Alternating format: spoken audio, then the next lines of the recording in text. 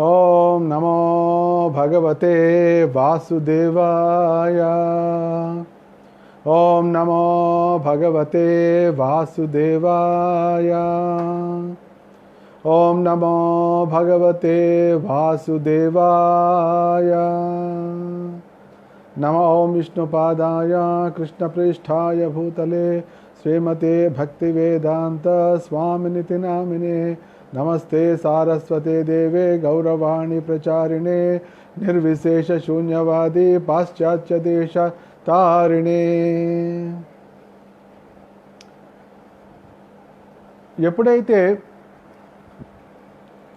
అర్జునుడు శిష్యుడిగా శరణాగతుడై శిష్యస్తేహం సాధిమాం త్వాం ప్రపన్నం, ఎప్పుడైతే ఈ విధంగా అర్జునుడు నేను నీకు శిష్యుడిని, నీకు శరణాగతుడిని, శిష్యసేహం సాధిమాం త్వాం ప్రపన్నం, నేను నీకు శరణాగతుడైనటువంటి శిష్యుడను అని చెప్పాడు. చెప్పి తనకు ఉపదేశం చేయమని కూడా ప్రార్థించాడు. ప్రార్థన చేస్తూ కూడా తర్వాత ఏమన్నాడంటే, ఇప్పుడు నాకు కలిగినటువంటి దుఃఖం ఎటువంటి దుఃఖం అంటే నా ఇంద్రియాలన్నిటి కూడా శోషింపజేస్తోంది, నా ఇంద్రియాలన్నిటి కూడా ఎండింపజేస్తోంది ఈ దుఃఖం. ఈ దుఃఖము తొలగిపోయే మార్గం నాకు ఎక్కడా కనిపించడం లేదు అని కూడా అన్నాడు. ఈ దుఃఖం తొలగిపోయే మార్గం కనిపించట్లేదు అంటే ఒకవేళ నాకు ఒకవేళ ఈ త్రిలోకాధిపత్యంతో కూడినటువంటి మంచి రాజ్యం కనుక వస్తే నీకు తగ్గిపోతుందేమో, ఈ దుఃఖం పోతుందేమో అని అనుకుంటావేమో. అది ఇచ్చినా కూడా నాకు ఈ దుఃఖం పోదు అని నాకు అనిపిస్తోంది. కాబట్టి కృష్ణ గోవింద నయోత్సహితి గోవింద, నేను యుద్ధం చేయను కృష్ణ, యుద్ధం చేయను అని చెప్పి మౌనంగా ఉక్త్వా తూష్ణిం బభూవః. తూష్ణిం బభూవ అంటే మౌనంగా ఉండిపోయాడు. ఎప్పుడైతే ఆ విధంగా మౌనంగా ఉండిపోయాడు అప్పుడు తమువాచ ఋషికేశ ప్రహసన్నివ భారత సేనయోరుభయోర్మధ్యే విషీదంతమిదం వచః అని చెప్పి సంజయుడు చెప్తున్నాడు. ధృతరాష్ట్ర మహారాజా, ఎప్పుడైతే అర్జునుడు గోవిందా నేను ఇక యుద్ధం చేయను అని చెప్పి మౌనం దాల్చాడు, అప్పుడు రెండు సేనల మధ్య ఉన్నటువంటి ఋషికేశుడు తమువాచ ఋషికేశ, అప్పుడు ఋషికేశుడు అంటే ఇంద్రియాలకు ప్రభు.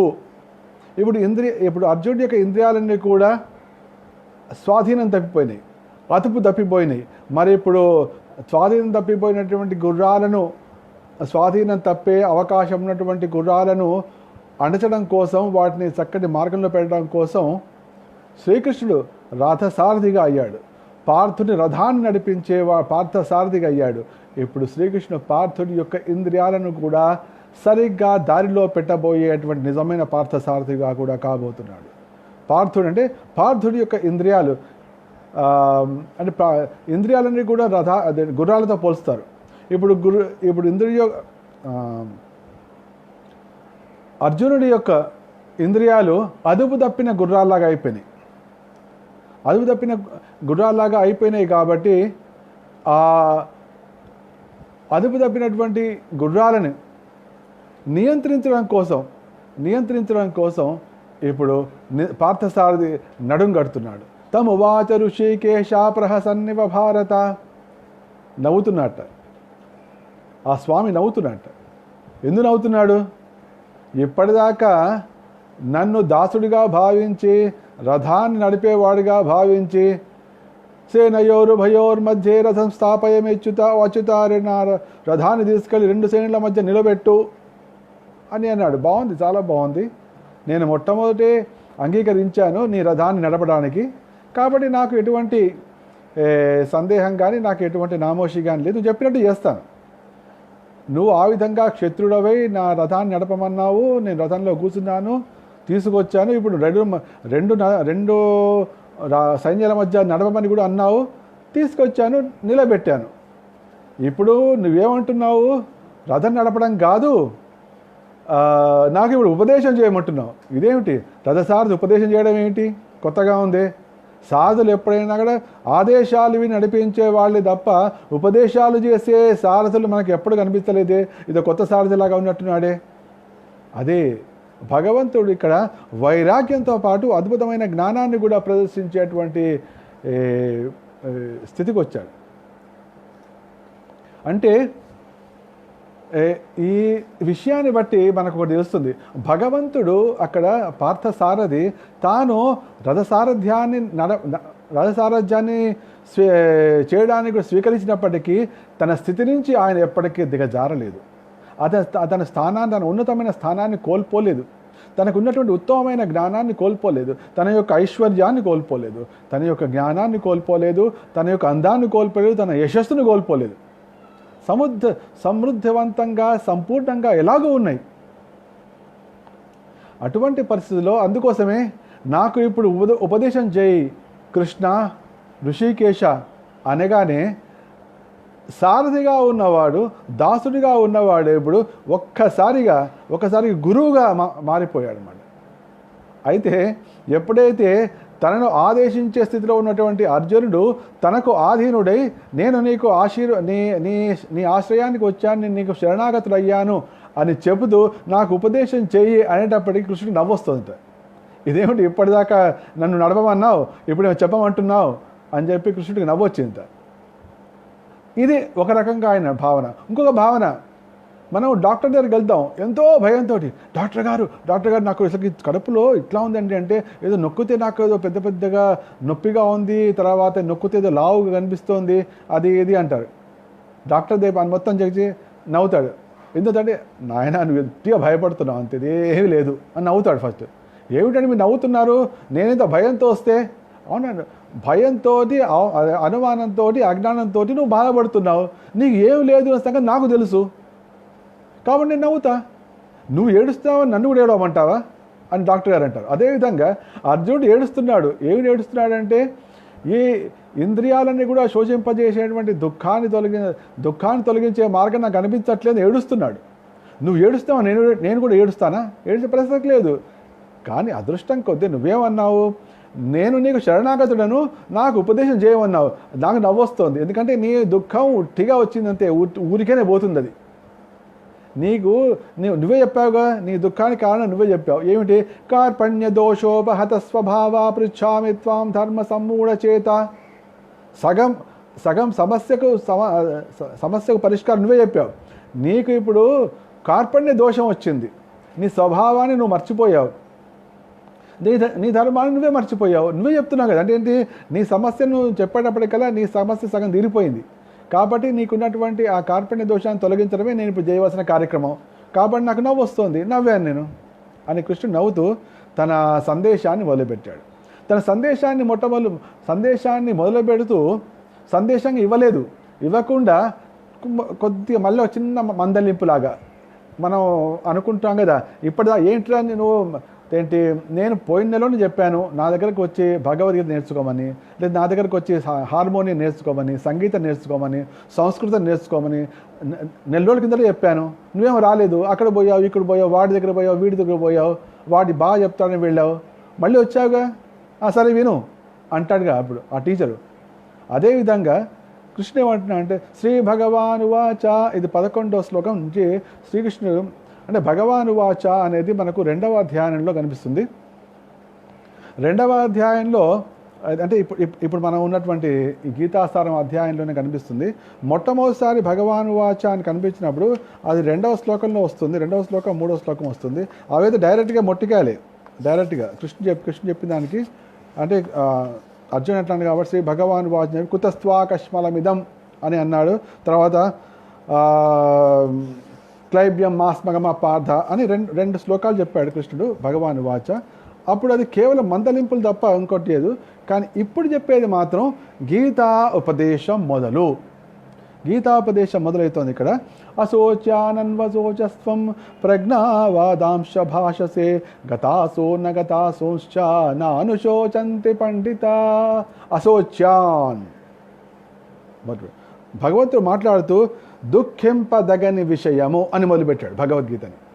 అంటే ఏంటి, ఈ జగత్తులో కనుక మనం భగవద్గీతను కనుక పట్టుకుంటే, భగవద్గీతను అర్థం చేసుకుంటే మనకు మొట్టమొదటి అర్థం ఏంటంటే దుఃఖించదగని విషయం గురించి నేను దుఃఖిస్తున్నాను అనే విషయం అర్థమవుతుంది.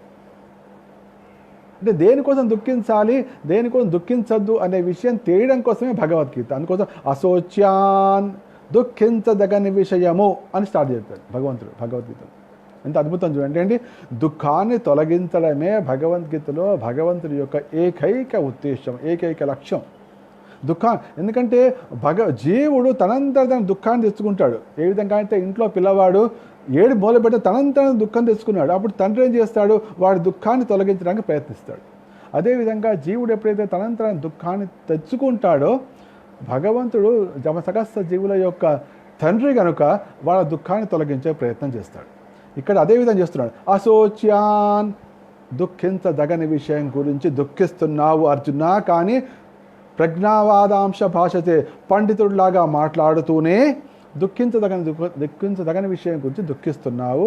కానీ పండితులైన వారు గతాసూన అగతాసూంశ్చ నాను శోచంతి పండిత, కానీ పండితులైన వాళ్ళు ఉన్న వ్యక్తుల గురించి కానీ వెళ్ళిపోయిన వ్యక్తుల గురించి కానీ వాళ్ళు దుఃఖించరు. అంటే వాళ్ళకి తెలుసు, ఎందుకంటే వాళ్ళకు ఆత్మతత్వం తెలుసు, ఆత్మ యొక్క శాశ్వతత్వం తెలుసు వాళ్ళకి.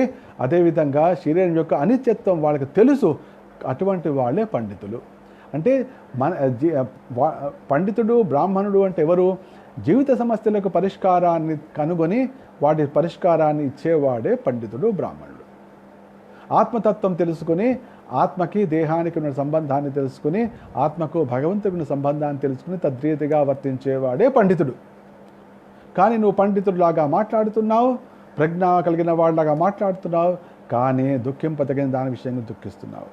కాబట్టి ఇప్పుడు నీ దుఃఖం తొలగాలంటే నీ గురించి తెలుసుకో. ఇప్పుడు నేను ఆత్మకథ చెప్పబోతున్నా.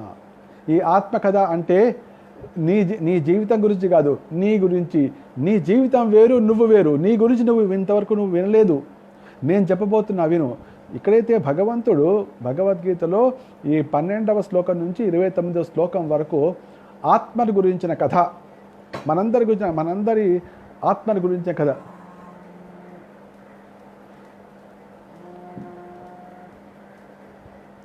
మనందరి ఆత్మను గురించిన కథ చెప్పాడు భగవంతుడు. అందరూ సాధారణంగా ఆత్మకథ రాస్తుంటారు, ఇదే నా ఆత్మకథ అని కథ. ఆత్మ అనేది సంస్కృత పదం. ఈ ఆత్మ అనే పదం అనేక సందర్భాల్లో దేహానికి, ఒక్కొక్కసారి మనస్సుకు, ఒక్కోసారి బుద్ధికి, ఒక్కోసారి నిజంగానే ఆత్మకు, ఒక్కోసారి పరమాత్మకు కూడా ఈ పదాలు వాడబడుతుంటాయి. అయితే సాధారణంగా అందరూ ఆత్మకథ అని పదం రాస్తుంటారు. ఆత్మకథ అని రాస్తూ తన జీవితం, తను ఎప్పుడు పుట్టాడు, తన భార్య ఏంటి, ఏం చదువుకున్నాడు, ఏం ఉద్యోగం చేశాడు, ఏం సాధించాడు, ఇవన్నీ రకరకాలు రాస్తుంటారు. కానీ తన గురించి రాడు. తను అనుకుంటే తన పేరు, తన ఊరు అది అనుకుంటాడు. కానీ నాయన అది ఆత్మకథ కాదు, ఆత్మకథ నేను చెప్పబోతున్నాను ఇప్పుడు అని కృష్ణుడు. జీవుడి యొక్క ఆత్మకథ మనకు లభించేది కేవలం ఈ 12వ శ్లోకం నుంచి 29వ శ్లోకం వరకు భగవద్గీతలో. తర్వాత ఆత్మ యొక్క ప్రభావం గురించి మనకు 13వ అధ్యాయంలో లభిస్తుంది. అయితే కాబట్టి అందరూ కూడా సావధానంగా వారి కథలను, అందరి కథలు అందరూ వినాలని నా కోరిక. భగవంతుడు కూడా అదే విధంగా చెప్తూ వచ్చాడు. మొట్టమొదటి ఈ ఆత్మకథలో భగవంతుడు ఆత్మ గురించి చెప్పిన మొట్టమొదటి విషయం ఏమిటంటే నువ్వు శాశ్వతము. ఇది మొట్టమొదటి కథా విషయం ఏమిటంటే నువ్వు శాశ్వతము. నత్వేవాహం జాతు నాసం నత్వం నేమే జనాధిప నచైవ న భవిష్యామః సర్వే వయమతః పరం. అర్జున, నత్వేవాహం నాతు జాసం, అహం నేను, నత్వేవా అహం అన్నాడు, నేను కానీ నువ్వు కానీ, జనాధిప ఈ రాజులు కానీ, ఈ రాజులందరూ కానీ, ముగ్గురు గురించి చెప్తున్నాడు.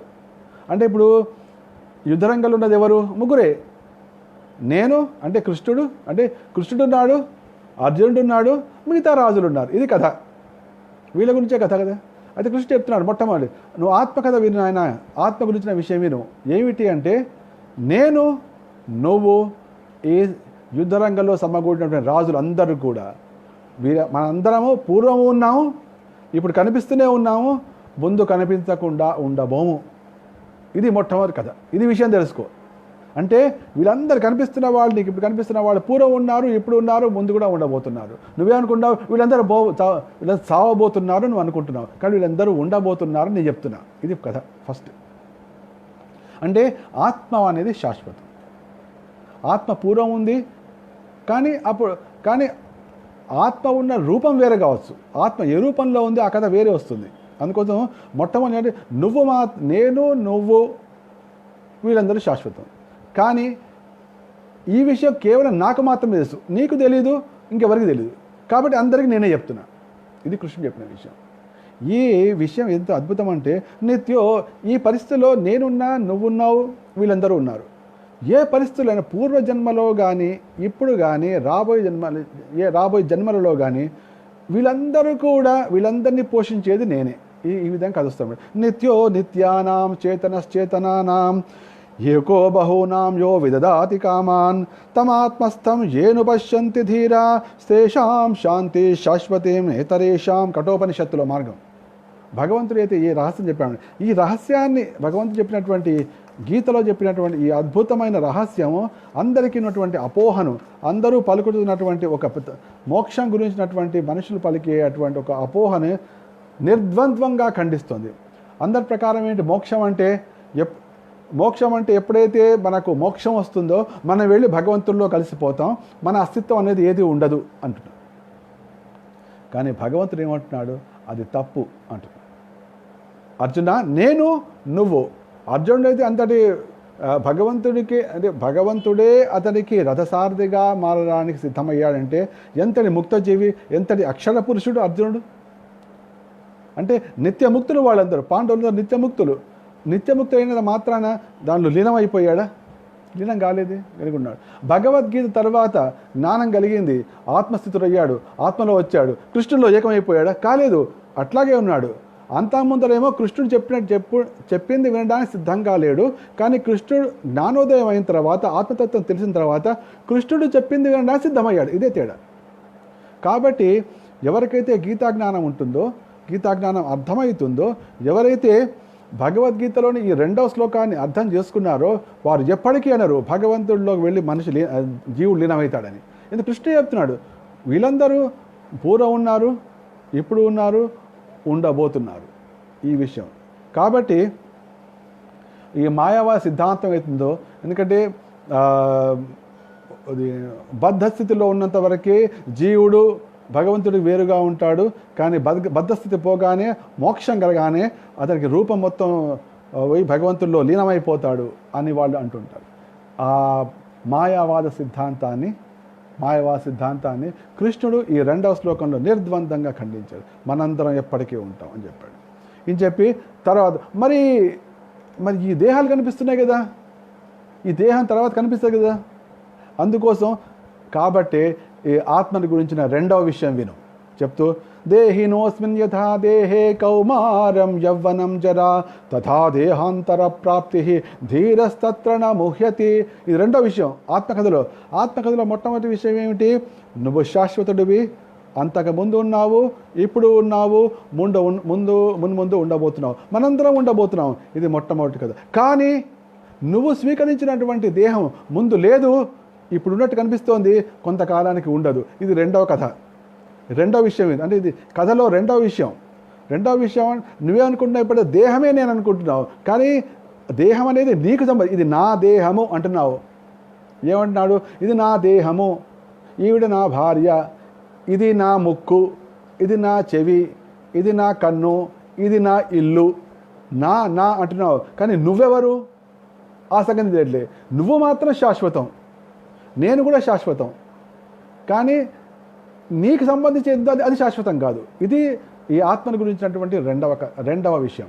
దాని కృష్ణుడు చెప్తున్నా, దేహినోస్మిన్ యథా దేహే కౌమారం యవ్వనం జరా తథా దేహాంతర ప్రాప్తి ధీరస్తత్ర న ముహ్యతి. 2వ విషయం పట్టుకొచ్చాడు. అసలు ఈ ఆత్మ గురించి ఎందుకు తెలుసుకోవాలి అంటే, ఈ ఆత్మ గురించి కృష్ణుడు ఎందుకు చెప్పాడంటే, ఉన్న శక్తి మొత్తం ఆత్మలోనే ఉంది. నువ్వు నీకు అదేంటి మానవుడికి ఇటువంటి అనేకమైనటువంటి కార్యక్రమాలు చేస్తున్నాడు. ఇవన్నీ చేస్తుంటే ఆత్మ గురించినటువంటి కొంత అవగాహనతోటి కొంత ప్రభావాన్ని మనిషి ఇంత చేయగలిగితే ఆత్మ గురించి తెలుసుకుంటే అసలు శక్తి దాని నుంచి వస్తాం కదా, దాని గురించి తెలుసుకొని చెప్తున్నాడు. అదే 80% మందికి ఆత్మ గురించినటువంటి తత్వమే తెలియదు కాబట్టి వాళ్ళు సామాన్యమైన జీవితాన్ని గడుపుతుంటారు. మిగిలిన 15% మంది ఆత్మ గురించి నేరుగా తెలుసుకోకపోయినా పరోక్షంగా దాని యొక్క ప్రభావాన్ని తెలుసుకొని పరోక్షంగా దాని నుంచి సంపూర్ణమైన లాభాన్ని పొంది అద్భుతమైన విజయాలు సాధిస్తుంటారు. ఇంకా మిగిలిన 5% వాళ్ళు సంపూర్ణమైన తత్వం తెలుసుకుని ఆత్మని వాళ్ళు శాశ్వతలో నిలబడిపోతారు. ఇది విషయం. కాబట్టి సామాన్యుడైన వ్యక్తి కూడా ఆత్మని గురించి కన్నా తెలుసుకుంటే నిశ్చయంగా సమస్త సుఖాలతోటి అంటే జీవితం యొక్క పరమార్థాన్ని తెలుసుకుని ఉన్నంతకాలం సుఖమయ జీవితాన్ని గడుపుతూ దుఃఖరాహిత్యంతో గడుపుతూ మానవ జన్మని సఫలం చేసుకుంటాడు. ఇందుకోసం కృష్ణుడు ఈ ఆత్మతత్వాన్ని తెలపడం జరిగింది. అది 2వ శ్లోకం నుంచి 29వ శ్లోకం దాకా. ఇది చాలా గుర్తుపెట్టుకోండి. చెప్పి మొట్టమొదటి నువ్వు శాశ్వతము అంటే నీ దేహం శాశ్వతం కాదు, నువ్వు శాశ్వతం. కానీ నువ్వు స్వీకరించే దేహం శాశ్వతం కాదు.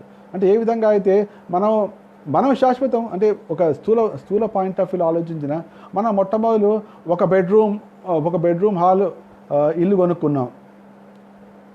ఇది నా ఇల్లు, ఇది నేనే ఇల్లు అనట్లేదు మనం, ఇది నా ఇల్లు అంటున్నాం. నా ఇల్లు అంటే ఏంటి, నువ్వు నీకు సంబంధించింది కాదు తప్ప నువ్వే ఇల్లు కాదు. ఆ దాంట్లో ఉన్న తర్వాత 4-5 ఏళ్ల తర్వాత కాస్త బాగా డబ్బు వచ్చింది. ఇప్పుడు మనం ఒకటే బెడ్రూమ్లో హాల్ ఎందుకు, మనం ఇప్పుడు 3 బెడ్రూమ్ల హాల్లో ఇంట్లోకి వెళ్దాం, పెద్ద ఇంట్లోకి. అప్పుడు ఏం చేసావు, ఈ 1 బెడ్రూమ్ హాల్ తీసేసావు, అంటే దానిలో బయటకు వచ్చేసావు. అంత మాత్రం నువ్వు పోయావా? నువ్వు అట్లాగే ఉన్నావు. నువ్వు వెళ్ళింది ఇంకో ఇంటికి వెళ్ళావు, ఇంకో పెద్ద ఇంట్లోకి వెళ్ళావు. అప్పుడు ఏమంటున్నావు, నువ్వు బాధపడ్డావా? అయ్యో చిన్న బెడ్రూమ్ హాల్ పోయింది అని బాధపడుతున్నావు. నువ్వు శాశ్వతంగా ఉన్నావు కదా. కాబట్టి నువ్వు స్వీకరించింది శాశ్వతం కాకపోవచ్చు, శాశ్వతం కాదు కూడా, కానీ నువ్వు మాత్రం శాశ్వతం. ఇది కృష్ణుడు చెప్తున్నటువంటి మొట్టమొదటి విషయం. కాబట్టి నువ్వు శాశ్వతం, నేను శాశ్వతం, ఈ రాజు శాశ్వతం. కానీ వీళ్ళు స్వీకరించినటువంటి దేహాలున్నాయో అవి మాత్రం శాశ్వతం కాదు. దేహినోస్మిన్ యథా దేహే కౌమారం యవ్వనం జరా తథా దేహాంతర ప్రాప్తి ధీరస్తత్ర న ముహ్యతి. అంటే ఏంటి, ఈ భౌతిక జగత్తులో ఏదైనా కూడా దానికి మనం ఎగ్జాంపుల్ మనం శరీరాన్ని తీసుకుందాం.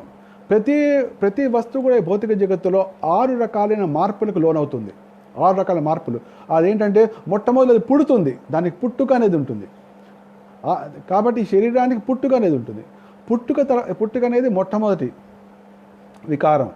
ఆ పుట్టుక తర్వాత అది కొంతకాలం స్థితిని కలిగి ఉంటుంది. అంటే దాన్ని స్టెబిలైజ్ అవుతుంటుంది, స్థిరత్వాన్ని పొందుతుంది. స్థిరత్వాన్ని పొందిన తర్వాత 3వది పెరుగుతూ ఉంటుంది. అది పెరిగిన తర్వాత 4వది ఏమో పెరిగి తర్వాత దాని నుంచి ఇంకో వేరే విషయాలని, తనకు సంబంధించిన విషయాలని, తన రూపాలు వంటి దాన్ని సృష్టిస్తూ ఉంటుంది. ఇది 4వది. తర్వాత అదైపోయిన తర్వాత దాన్ని క్షీణించడం మొదలుపెడుతుంది. 5వది. 6వది ఏమో నశించిపోతుంది. ఈ విధంగా ప్రతి భౌతిక వస్తువుకి ఈ భౌతిక జగత్తులో 6 రకాలైన మార్పులు ఉంటాయి. అయితే ఇటువంటి ఏదైతే ఆత్మ ఏదైతే శరీరాన్ని స్వీకరిస్తోందో ఈ శరీరం మాత్రం మార్పు చెందుతోంది. ఏ విధంగా అయితే పుట్టినప్పుడు పిల్లవాడు అంటే కళ్ళు తెరవడానికి కూడా ఉండదు. ఇట్లా ఒక్కొక్క నెల గడిచినా కొద్దిగా పెరుగుతుంటాడు, చూస్తుంటాడు, నవ్వుతుంటాడు, కదులుతుంటాడు, దొర్లుతుంటాడు. ఇదే విధంగా కొంతకాలానికి పాకుతాడు, కొంతకాలానికి నడుస్తాడు, కొంతకాలానికి పరిగెడతాడు, కొంతకాలానికి ఇంజనీర్ అవుతాడు, కొంత రిటైర్డ్ ఇంజనీర్ అవుతాడు, తర్వాత సీనియర్ సిటిజన్ 8 years అవుతాడు, తర్వాత దేహాన్ని వదిలిపెడతాడు. ఈ విధంగా నచ్చిపోతుంది. కానీ లోపల ఉన్నటువంటి శరీరం మారుతోంది, కానీ లోపల ఉన్నటువంటి ఎవరైతే ఉన్నాడో జీవుడున్నాడో అతనికి మాత్రం ఉత్సాహంగానే ఉంటుంది. నేను అదే భావన ఉంటుంది. చిన్నప్పుడు నేను భావన ఎంత ఉందో, యువకుడిగా ఉన్నప్పుడు ఎటువంటి భావన ఉందో 90 ఏళ్ళకు కూడా అదే భావన ఉంటుంది. కానీ శరీరం మాత్రం మారిపోతుంది. ఇది డిఫరెన్స్ అనమాట. అంటే ఏంటి, జీవుడు స్వీకరించినటువంటి దేహం మారుతుంది, కానీ నువ్వు మాత్రం శాశ్వతం. అనేది 2వ విషయాన్ని ఈ దాంట్లో చెప్తున్నాడు కృష్ణుడు. చెప్పి ఆ 2వ విషయాన్ని కొనసాగిస్తూ ఇప్పుడు చెప్పే విషయం ఏంటంటే, ఇప్పుడు నేను నీకు రెండు విషయాలు నేను నీకు ప్రతిపాదించాను. ఒకటేమో నువ్వు, ఇంకోటేమో నీ దేహం. నేను 2 ఉన్నాయి. ఇప్పుడు ఈ రెండు నా సతో విద్యతే భావో నా భావో విద్యతే సతః ఉభయోరపి దృష్ట్వోన్త్వః స్తనయోస్తత్వదర్శిభిః. అయితే కొంతమంది తత్వదర్శనం కలిగిన వాళ్ళు ఒకటి గమనించారన్నమాట. కృష్ణుడు చెప్పాడు, రెండు విషయాలు చెప్పాడు. ఏమిటి? ఆత్మ గురించి చెప్పాడు, దేహాన్ని గురించి చెప్పాడు. ఆత్మ దేహాన్ని స్వీకరిస్తోంది. అయితే ఏదైతే ఆత్మ ఉందో దానికైతే ఎటువంటి నశింపు లేదు, అది శాశ్వతంగా ఉంది. ఏదైతే ఆత్మ దేహాన్ని స్వీకరిస్తోందో అది మాత్రం శాశ్వతంగా ఉండట్లేదు. రెండు కనిపిస్తున్నాయి ఇక్కడ. నా సతో విద్య అసత్ దేహం అనేదేమో అసత్తు, దానికి అస్తిత్వం లేదు, అది ఎప్పుడు శాశ్వతంగా ఉండదు. కానీ శాశ్వతంగా ఉన్న ఆత్మ అది ఎప్పుడు శాశ్వతంగా, అది నిత్యమైంది. ఈ రెండింటిని వాళ్ళు స్పష్టంగా గమనించారు. వాళ్ళే తత్వదర్శి, వాళ్ళే పండితులు. అంటే ఏంటి?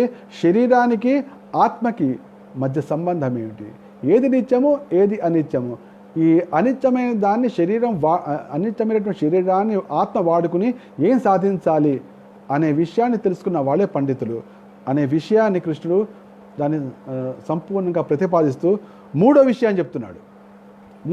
అవినాశి తద్విద్ధి ఏన సర్వమిదం తతం వినాశమవ్యయస్యాస్య న కశ్చిత్ కర్తుమర్హసి. నువ్వు అడుగుతావేమో, మరి కరెక్టే కృష్ణ, నువ్వు అంటున్నావు ఇప్పుడు ఆత్మ లోపంలో ఉంది, శరీరాన్ని స్వీకరిస్తోంది. ఇంతకీ మరి ఆ ఆత్మ ఎక్కడ ఉంటుంది, నేను ఎట్లా అర్థం చేసుకోవాలి, ఎక్కడుంది ఆత్మ అని నువ్వు అడగచ్చు. నువ్వు అన్నావు కరెక్టే, దేహంలో ఉంది అన్నావు, దేహం శాశ్వతం కాదు అన్నావు, అది నాకు అర్థమైంది.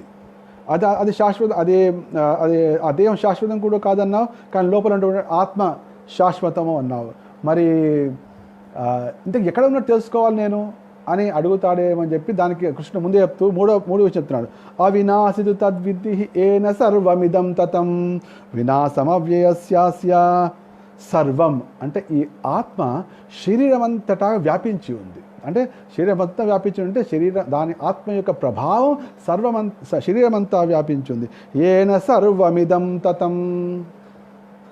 చూసారు, ఒక్కొక్కటి అంటే ఆత్మగా చెప్తున్నాడు కృష్ణుడు. ఏ విధంగా ఆత్మ శరీరంలో ఉంది, ఏ విధంగా ఉంది చెప్తున్నాడు అనమాట. ఎప్పుడైతే ఈ విషయం మనకు అర్థమైందో, మనం ఆల్రెడీ చాలాసార్లు చర్చించాం. మన అస్తిత్వంలో ఆత్మ ఉంది, ఆత్మ కింద బుద్ధి ఉంది, బుద్ధి కింద మనస్సు ఉంది, మనస్సు కింద ఆ శరీరం ఉంది.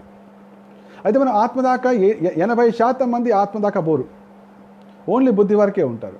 అయితే ఏ విధంగా ప్రతి మానవుని కూడా కొంతవరకైనా కొద్దిగా ఆత్మ గురించి కొద్దిగా తెలుసుకుని ఆయన తెలుసుకుంటే నీ జీవితం బాగుపడుతుంది అనే ఉద్దేశంతో కృష్ణ కొద్దిగా చెప్తూ వస్తూ మూడో విషయం ఏం చెప్పాడంటే, అవినాశితు తద్విద్ధి. ఏదైతే శరీరమంతా సర్వత్రా వ్యాపించి ఉందో ఇది అవినాశి.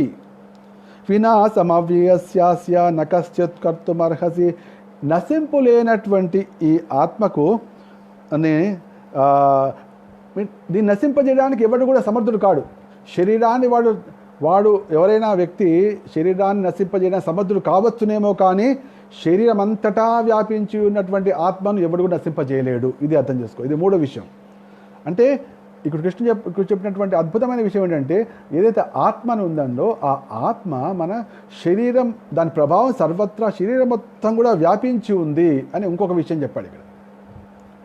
మన శాస్త్రజ్ఞుల ప్రకారం ఏంటంటే, మన శరీరంలో దాదాపు 50 ట్రిలియన్లకు పైగా సెల్స్ ఉంటాయన్నమాట. అంటే కణాలు, జీవ కణాలు. మన శరీర కణాలు 50 ట్రిలియన్లకు పైగా శరీర కణాలు ఉంటాయి. అంటే 1 ట్రిలియన్ అంటే 1,00,000 కోట్లు. 1 ట్రిలియన్ సంఖ్య అంటే 1,00,000 కోట్లు 1 ట్రిలియన్. అంటే ఏంటి? 50 లక్షల కోట్ల మన కణాలు ఉన్నాయన్నమాట, శరీర కణాలు. ఈ 50 లక్షల కోట్లకు పైగా ఉన్న కణాలన్నింటిలో కూడా ఈ ఆత్మ యొక్క ప్రభావం వ్యాపించి ఉంది. చూడండి, ఏన సర్వమిదం తతం. ఏ విధంగా అయితే సూర్యకాంతి సర్వత్రా వ్యాపించి ఉంటుందో, కృష్ణుడు తర్వాత ముందు కూడా చెప్తాడు. కృష్ణ భగవానుడు గీతాచార్యుడు చెప్తాడు, ఇదే విషయం చెప్తాడు. యథా ప్రకాశయత్యేక కృష్ణం లోకమిమం రవి క్షేత్రం క్షేత్రే తథా కృష్ణం ప్రకాశయతి భారత. ఏ విధంగా అయితే ఒక్క సూర్యుడే సమస్త జగత్తును ప్రకాశింపజేస్తున్నాడో అర్జున, అదేవిధంగా ఒక్కటే ఆత్మ శరీరాన్ని మొత్తం ప్రకాశింపజేస్తోంది అని చెప్తాడు మళ్ళీ 13వ అధ్యాయంలో. అదే ఎందుకో చెప్పాం. 2వ అధ్యాయం 13వ అధ్యాయాన్ని ఆకలింపు చేసుకున్న వాళ్ళకి ఈ జగత్తులో సమస్త విజయమే, ఈ జగత్తులో వాళ్ళకి సంపూర్ణ విజయమే, సంపూర్ణ ఆనందమే, వాళ్ళకి ఎటువంటి ఢోకా లేదు. 2:13 ఈ 2:13 పట్టిన వాళ్ళకి ఎటువంటి వెనుదిరిగే ప్రసక్తే ఉండదు జీవితంలో. చెప్తూ ఇక్కడ ఏన సర్వమిదం తతం, ఈ సర్వత్రా వ్యాపించి ఉంది. ఫస్ట్ ఏమన్నాడు, నువ్వు ఆత్మవి నెంబర్ 1, కానీ నువ్వు ఈ శరీరంలో ఉన్నావు. శరీరం మారుతోంది, శరీరం మారుతోంది.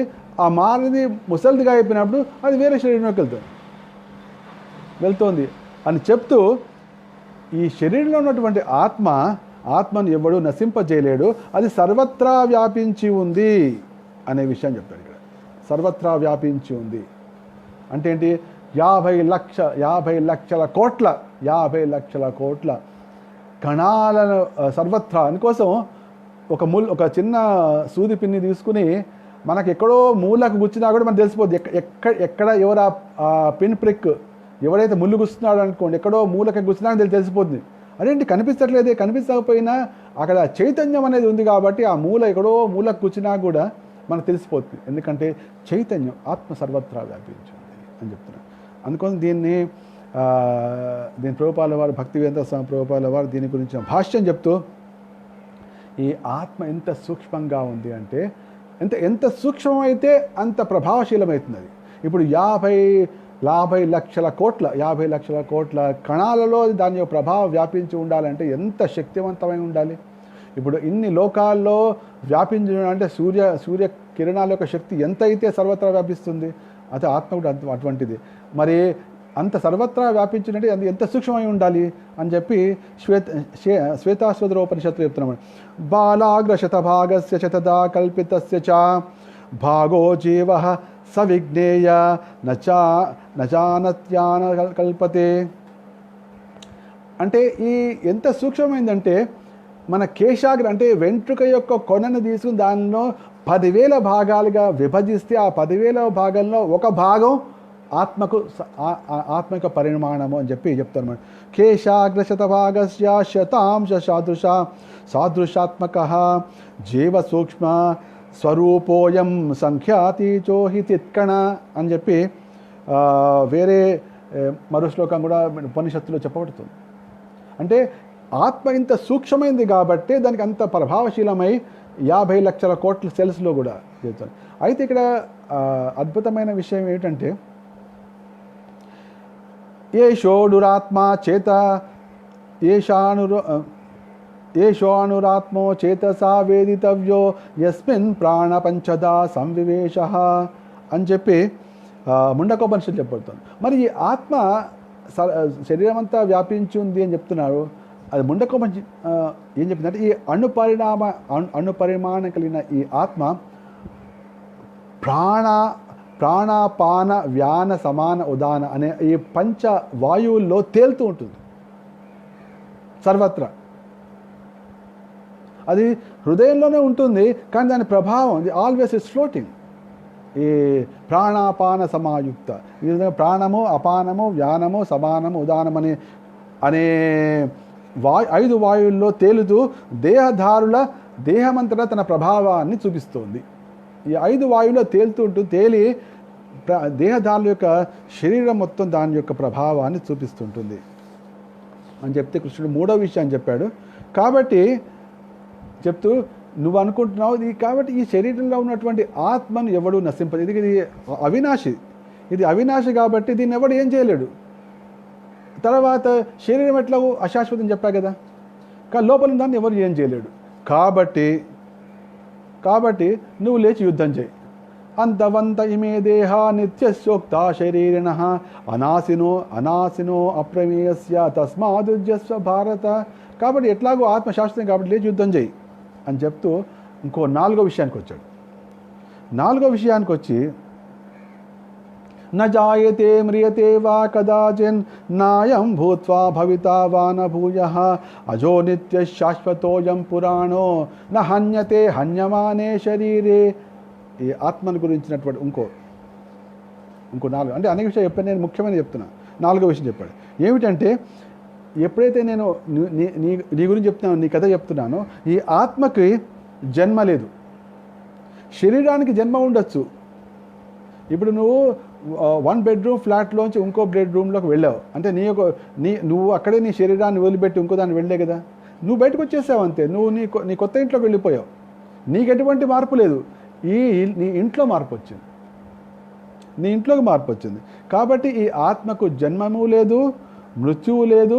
ఇది ఎప్పుడు జన్మించలేదు, తర్వాత ఇది ఎప్పుడు జన్మించదు. దీని జన్మరహితమైంది, ఇది నిత్యమైంది, ఇది శాశ్వతమైంది, పురాణమైంది. దేహం చంపబడినా కూడా ఇది చంపబడదు అని చెప్తూ కృష్ణుడు 4వ విషయం చెప్పాడు. ఆత్మ గురించినటువంటి 4వ విషయం అంటే ఆత్మకు ఎటువంటి జన్మ లేదు. అది కేవలం ఒక స్థానం, అది శాశ్వతం కాబట్టి దానికి జన్మ లేదు. కానీ అది శాశ్వతంగా ఒక చోట ఉండలేదు. ఎందుకంటే అది స్వీకరించేటువంటి ఏదైతే శరీరం ఉందో అది శాశ్వతంగా ఉండలేదు. మీరు అనొచ్చు, మరి శాశ్వతంగానే ఉండిపోతే బాగుంటుంది అని. అటువంటి కాదు. ఏ దృశ్యం తన నశ్యం. ఎందుకంటే ఈ జగత్తులో ఏదో పాంచభౌతికంతో తయారు చేయబడిందో, పాంచభౌతికంతో చేయబడినటువంటి దేహం కానీ ఏదైనా కానీ అది శాశ్వతంగా ఉండే అవకాశం లేదు. అయినా ఈ జగత్తే అశాశ్వతమైంది, శాశ్వతం కాదు. శాశ్వతమైన ధామం ఇంకోటి ఉంది. దానికోసమే ఇది కేవలం తాత్కాలికం. మనం ఎప్పుడైనా హాస్పిటల్కి వెళ్తున్నామంటే శాశ్వతంగా ఉండడం కోసం కాదు కదా. మనం హాస్పిటల్కి వెళ్తున్నది కేవలం రోగాన్ని నయం చేసుకుని మళ్ళీ ఇంటికి రావడం కోసమే. అక్కడే శాశ్వతంగా అందుకోసం అక్కడ పర్మనెంట్ బెడ్ తీసుకోం, పర్మనెంట్ రూమ్ తీసుకోం. అక్కడ రోగం నయమయ్యేంత వరకు అక్కడ ఎప్పుడు ఇంటికి వెళ్ళిపోదామా ఉంటుంది. అది అన్నమాట కథ. అయితే ఇక్కడ ఈ శ్లోకాన్ని చెప్తున్నప్పుడు ముఖ్యంగా ప్రభుపాల వారు నజాయతే మ్రియతే వా కదాచిన్ నాయం భూత్వా భవితా వా న భూజః అజో నిత్యం శాశ్వతోయం పురాణో న హన్యతే హన్యమానే శరీరే. అయితే ఇది శాశ్వతము, దీనికి జన్మ లేదు. కానీ ఇది శాశ్వతంగా ఒక చోట ఉండలేదు. కాబట్టి ఇది వేరే చోటికి వెళ్ళాల్సి వస్తుంది. ఈ విషయం చెప్తూ వచ్చినప్పుడు ప్రభుపాల వారు దీని భాష్యంలో, ఎందుకంటే కఠోపనిషత్తులోనే అంటే భగవద్గీత అనేది, కాబట్టి మనకు భగవద్గీతలో ఎటువంటి శ్లోకాలు కనిపిస్తాయో ఆత్మ సంబంధించినవి మనకు ఉపనిషత్తులో కనిపిస్తాయి. నా జాయతే మ్రియతే వా విపశ్చిన్ అనే ఇంకో శ్లోకం ఉంది. అది సేమ్ భగవంతుడు చెప్పిన శ్లోకంలానే ఉంది. అంటే ఉపనిషత్ సారమే చెప్పాడు కాబట్టి ఉపనిషత్తులో మనకు అటువంటి శ్లోకం కనిపిస్తుంది. కాబట్టి ఇప్పుడు ఒక్కోసారి మనకు సూర్యుడు కనిపించకపోవచ్చు. ఎందుకంటే సపోజ్ వానాకాలం ఉంది, వానాకాలం మనకు సూర్య దర్శనం కాదు. కానీ సూర్యోదయం అయినట్టు మనకు తెలుస్తుంది. ఎట్లా తెలుస్తుంది? ఎందుకంటే వెలుగు వచ్చేస్తుంది. సూర్యకాంతి రాకపోవచ్చు, కానీ మబ్బుల మాటున మనకు సూర్యుడు కనిపిస్తాడు, సూర్యుడు ఉంటాడు. కాబట్టి సూర్యకాంతి రాకపోయినా వెలుగు మాత్రం వస్తుంది. దీన్ని బట్టి ఇప్పుడు సూర్యుడు వచ్చేసాడు, సూర్యోదయం అయిపోయింది అని తెలుస్తుంది. అదేవిధంగా ఎప్పుడైతే మనిషి దేహం చైతన్యవంతమై ఉంటే, నడుస్తోంది, నిలబడుతోంది, రెస్పాన్స్ ఇస్తోంది, ఇవన్నీ చూస్తే లోపల ఆత్మ ఉంది. ఆ విషయం అర్థమైంది. మనం ఆ చైతన్యానికి కారణమైనటువంటి ఆత్మను చూడలేము. కానీ ఆ చైతన్యానికి ఆత్మ ఉండడం వలన, ఆ చైతన్యం వలన మనకు దాంట్లో ఏదో జీవశక్తి ఉంది అనే విషయం మనకు అర్థమవుతుంది. ఎప్పుడైతే గీతా జ్ఞానం ద్వారా తెలుసుకుంటామో అప్పుడే ఆ చైతన్యానికి కారణమైనటువంటి ఆత్మని గురించి తెలుసుకునే అవకాశం ఉంటుంది. ఇక్కడ ఈ విషయం చెప్తూ కృష్ణుడు చెప్పినటువంటి ఈ ముఖ్యమైన విషయంలో ప్రభుపాల వారు భాష్యం ఇస్తూ మనం తెలుసుకోవాల్సిన విషయం ఏంటంటే, దేహంలో ఆత్మ ఉంది, నువ్వు ఉన్నావు అని అర్థమైంది. కానీ దేహంలో ఆత్మతో పాటు పరమాత్ముడు కూడా ఉన్నాడు. అంటే ఏంటి? 2 ఆత్మలు ఉన్నాయి అనే విషయాన్ని ఇక్కడ ప్రభుపాల వారు భాష్యంలో రాశారు. 2 రకాల ఆత్మలు ఉన్నాయి. ఒకటేమో అణుపరిమాణ ఆత్మ, దాన్ని మనం అణు ఆత్మ కూడా అంటున్నాం. అదేవిధంగా పరమాత్మ, అదేమో విభు ఆత్మ. ఇక్కడ మనం ఒకటి ఇందాక మనం చర్చించినట్టు, ఇప్పుడు మనకు ఎక్కడ మన శరీరంలో ఎక్కడ గుచ్చినా కూడా మనకు తెలిసిపోతుంది. ఇప్పుడు ఎవరు గుస్తున్నారు, కాళ్ళ దగ్గర గుస్తున్నారు, ఎవడో వెన్ను మీద గుస్తున్నాడు, మనకు తెలిసిపోతుంది. ఎందుకంటే చైతన్యం సర్వత్రా వ్యాపించింది. ఈ 50 లక్షల కోట్ల సెల్స్ అన్నింటిలో కూడా చైతన్యం వ్యాపించింది కాబట్టి ఎక్కడ ఇద్దరినే మనకు తెలిసిపోతుంటుంది. అయితే మన చైతన్యం కేవలం మన శరీరం వరకు మాత్రమే వ్యాపించి ఉంటుంది. మన చైతన్యం ఇంకోల శరీరంలోకి వ్యాపించి ఉండదు. అంటే ఏంటి, మన శరీరంలో కలిగే సుఖదుఖాలే మనకు తెలుస్తాయి, కానీ ఇంకోల శరీరంలో కలిగే సుఖదుఖాలు మనం అంచనా వేయగలం, కానీ మనం దాని తీవ్రతను మనం గమనించలేము మనం. అయితే అంతేకాకుండా ఈ శరీరంలో ఉన్నటువంటి ఆత్మ ఉందో, ఎప్పుడైతే తథా దేహాంతర ప్రాప్తి, ఈ తథా దేహాంతర ప్రాప్తి అనేది ఉందో అంటే ఏంటి, ఇంకో శరీరంలోకి వెళ్ళాలి. ఇంకో శరీరంలోకి వెళ్ళాలి అంటే ఇంకో తోడు అక్కడ ఉండాలి. సపోజ్ ఇంట్లో ఒక పిల్లవాడు ఉన్నాడు, అమ్మ నేను గార్డెన్కి పోదాం, వాడు గార్డెన్కి వెళ్ళాలి అనే కోరిక వచ్చింది, కానీ తనకు పోలేడు. 2 ఏళ్ల పిల్లవాడు గార్డెన్కి ఎట్లా వెళ్తాడు? కాబట్టి తల్లి తీసుకెళ్ళాలి. తల్లి తీసుకెళ్తే గార్డెన్లో ఆడుకుంటాడు. ఇంటికి వెళ్ళిపోదాం, మళ్ళీ తల్లి తీసుకురావాలి. అదేవిధంగా ఎప్పుడైతే శరీరంలో ఉన్నటువంటి ఆత్మ ఇప్పుడు అయిపోయింది, నా కోరిక వేరేగా ఉంది, ఇప్పుడు నేను వేరే దాంట్లో వెళ్ళాలి అనగానే తను పోలేడు కాబట్టి తనను తీసుకువెళ్ళే ఇంకొకడు కావాలి, అతడే పరమాత్ముడు. అందుకోసం ఈ విషయంలోనే చాలామంది పొరబడుతుంటారు, ముఖ్యంగా వేదాంతులు వీళ్ళందరూ పొరబడుతుంటారు. ఆత్మనే పరమాత్మ అనుకుంటారు. అంటే ఏంటి, ఆత్మ ఎప్పటిదాకా ఉందో బంధంలో ఉందో అది ఆత్మ, కానీ ఎప్పుడైతే ముక్తి పొందితే నువ్వే పరమాత్మ అనే విషయం వాళ్ళు అనే భావనలో ఉంటారు. ఆత్మే పరమాత్మ అనుకుంటారు. కానీ భగవద్గీత జ్ఞానం అర్థం చేసుకున్న వాళ్ళకి ఆత్మ ఏమిటి, పరమాత్మ ఏమిటి, ఏ విధంగా పరమాత్ముడు ఆత్మకు నిత్య శ్రేయోభిలాషిలాగా ఉన్నాడు, ఈ విషయం మనకు తెలుస్తుంది. ముందు చెప్తున్నాడు కృష్ణుడు. చెప్తూ ముందుకెళ్ళి ఇంకో విషయం చెప్తున్నాడు, 5వ విషయం చెప్తున్నాడు. 5వ విషయం చెప్తూ ఇక్కడ మనకు వస్తున్నమాట పరమాత్ముడి యొక్క తోడు ఇక్కడ వస్తుంది. వాసాంసి జీర్ణాని యథా విహాయ నవాని గృహ్ణాతి నరోపరాణి తథా శరీరాణి విహాయ జీర్ణా అన్యాని సంయాతి నవాని దేహి. ఈ ఆత్మ గురించినటువంటి ఇంకొక విషయం చెప్పాడు కృష్ణుడు ఇక్కడ. ఏమిటి అంటే, ఎప్పుడైతే ఇప్పుడు ప్రస్తుతం ఈ ఆత్మ శరీరంలో ఉంది, ఈ విషయం నీకు అర్థమైంది, చెప్పాను. కానీ ఎప్పుడైతే ఈ శరీరం పనికిరానిదిగా అవుతుందో, ముసలిదిగా అయిపోతుందో, అప్పుడు అది ఈ శరీరాన్ని వదిలిపెట్టి ఇంకో శరీరానికి వెళ్తోంది. అంటే శరీరం అనేది నశిస్తోంది, ముసలిది అవుతోంది, పనికిరానిదిగా అవుతోంది, కానీ లోపల ఉన్నట్టు నువ్వు మాత్రం పనికిరాని వాడే కావట్లేదు. ఇది చెప్పినటువంటిది. తథా శరీరాన్ని విహాయ జీర్ణ అన్యాని సంయాతి నవాని దేహి. దీన్ని చెప్పడం కోసం ఒక చక్కటి కథ కూడా ఉంది, భాగవతంలో వస్తుంది. పూర్వం ఒక చిత్రకేతు అనే రాజు ఉండేవాడు, శూరసేన దేశానికి మహారాజు. అతనికి అన్ని హంగులు రాజుగా ఉన్నాయి, అనేక మంది భార్యలు ఉన్నారు, చాలామంది భార్యలు ఉన్నారు. కానీ అతనికి పట్టపురాణి పేరు కృతజ్యోతి ఉంది. దాంతోపాటు అనేక మంది రాణులు ఉన్నారు, కానీ ఏ రాణికి కూడా సంతానం కలగలేదు. దాంతో తాను చాలా ఖిన్నుడయ్యాడు చిత్రకేతు. అయితే ఆ రాజు ఆ విధంగా ఉన్నప్పుడు ఒకరోజు ఒక అంగీర ఋషి వచ్చారండి. అంగీర ఋషి వచ్చి రాజుగారు అన్నాడు, ఏమిటండి రాజుగారు, మీరు ఇంత అన్నీ చక్కగా ఉన్నట్టున్నాయి, కానీ చూస్తే మొహం చాలా వేలాడేసుకున్నారు, కారణం ఏంటి అంటే, అప్పుడు ఆ చిత్రకేతు ఉంటాడనమాట, నాకు అన్నీ ఉన్నాయి గురువు గారు, కానీ సంతానం లేదు కాబట్టి మీరు కృప చూపి భగవత్ కరుణతో నాకు సంతానం కలిగించేటట్టు ఇక్కడ చేస్తే నేను చాలా కృతజ్ఞుడిగా ఉంటాను అన్నాడు. ఆయన సరే అన్నాడు. సరే అని ఆయన ఒక యజ్ఞం చేయించాడు. యజ్ఞం చేయించి యజ్ఞ ప్రసాదంగా పరమాన్నం వచ్చింది. ఆ పరమాన్నాన్ని రాజుకిచ్చి, ఇది నాయన నువ్వు నీ భార్యకి ఇవ్వు, కృతజ్ఞతకి ఇవ్వు, పట్టపురాణి కాబట్టి ఆవిడకి ఇస్తే సంతానం కలుగుతున్నాడు చెప్పి, నీకు మంచి కొడుకు కూడా పుడతాడు, కానీ ఆ పిల్లవాడు నీకు దుఃఖము శోకం 2 ఇస్తాడు అని చెప్పి వెళ్ళిపోయాడు. కానీ అవనేం పట్టించుకో, పర్వాలేదు పిల్లవాడు పుట్టాడు కదా చాలు అనుకున్నాడు చిత్రకేతు. పిల్లవాడు పుట్టాడు, ఆవిడ కృతజ్యోతి ఆ పరమాన్నం తింది. పరమాన్నం తిన్న తర్వాత ఆ కృతజ్యోతికి చక్కటి కొడుకు పుట్టాడు. కొడుకు పుట్టేటప్పటికీ చిత్రకేతు మహారాజుకి కృతజ్యోతి మీద మమకారం పెరిగింది, ప్రేమ పెరిగింది. ఎందుకంటే ఈమె కదా నాకు చక్కటి కొడుకునిచ్చిందని చెప్పి ప్రేమ ఎక్కువ చూపించడం మొదలుపెట్టాడు. ప్రేమ ఎక్కువ చూపించడం మొదలెట్టేటప్పటికీ మిగతా రాణులకి ఈర్ష్య కలిగింది. అయ్యో ఇదేమిటి, మొట్టమొదలు మా భర్త ఇది ఇదేంటి పరమాన్నం మాకు కూడా ఇవ్వలేదు. ఓకే, పెద్దదానికి ఇచ్చాము. పెద్దదానికి ఆ పరమాన్నం వల్ల వచ్చింది కదా, కొడుకు పుట్టాడు. దాంతో మమ్మల్ని అందరినీ వదిలేశాడు, వీళ్ళ మీద వచ్చింది, ఆ పిల్లవాడి మీద ప్రేమ, ఆ భార్య మీద ప్రేమ వచ్చిందని చెప్పి వాళ్ళకు ఈర్ష్యతోటి వాళ్ళు ఏం చేశారంటే ఒకరోజు ఆ చిన్న పిల్లవాడికి విషం పెట్టాడు. చిత్రకేతు కొడుకు విషం పెట్టాడు.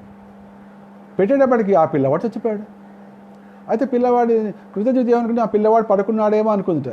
పిల్లవాడు పడుకున్నాడు అనుకుంది, కానీ ఎంతకీ లేవట్లేదు అని పిల్లవాడిని అదేంటి దాసిని పంపింది. వెళ్ళి చూడు పిల్లవాడు ఇంకా లేవలేదు, లేపి తీసుకురా, ఇప్పటికీ అదేంటి చాలా పొద్దుపోయింది, అదేంటి లేవాలి, లేచిన పాలు తాగించాలి అని అంది.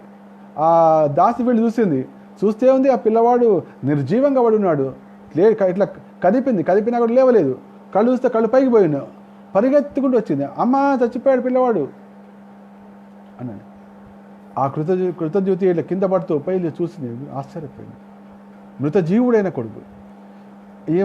ఇట్లా ఒక క్షణంలో మొత్తం వార్త మొత్తం రాజస్థానం మొత్తం రాజమందిరం మొత్తం వ్యాపించింది. చిత్రకేతు కూడా పడుతూ లేస్తూ పరిగెత్తుకు వచ్చాడు. ఇద్దరు కూడా ఆ శవం మీద, చిన్న పిల్లవాడి శవం మీద పడి ఏడుస్తున్నారు. ఏడ్చి హతలైపోయారు. వాళ్ళ దుఃఖాన్ని చూసి అందరూ కూడా రాజ్యమంతా కల్లోలంగా అయిపోయింది. ఆ సమయంలో ఎవరైతే ఆ పుత్రదానం చేశాడో ఆ అంగీర ఋషి నారదమునితో పాటుగా మళ్ళీ వచ్చాడు. నారదమునితో పాటు నారదమునితో మొదటిసారి ఏమో ఆయన ఒకటిగా వచ్చారు అంగిరముని, కానీ రెండవసారి మాత్రం నారదమునితో పాటుగా వచ్చాడు. నారదముని ఇంకా పరమశక్తిమంతుడు, ఆయన దేవర్షి నారదుడు వచ్చాడు. వచ్చిన తర్వాత వాళ్ళు అడిగారన్నమాట, ఏమిటి రాజా, ఎవరి పిల్లవాడు, ఎందుకు ఏడుస్తున్నారు, మీకు వాళ్ళ సంబంధం ఏంటి, ఈ సంబంధం పూర్వం ఉందా, ఇంకా ముందు ఉంటుందా, ఇప్పుడు కనిపిస్తుందా, మీరు ఏడ్చింది మాత్రం వాడు మళ్ళీ వస్తాడా, ఇట్లా అనేటప్పటికీ రాజుకి ఆ ఋషులను చూసి ఆ మాటలు విని కాస్త ఏడుపు తగ్గింది.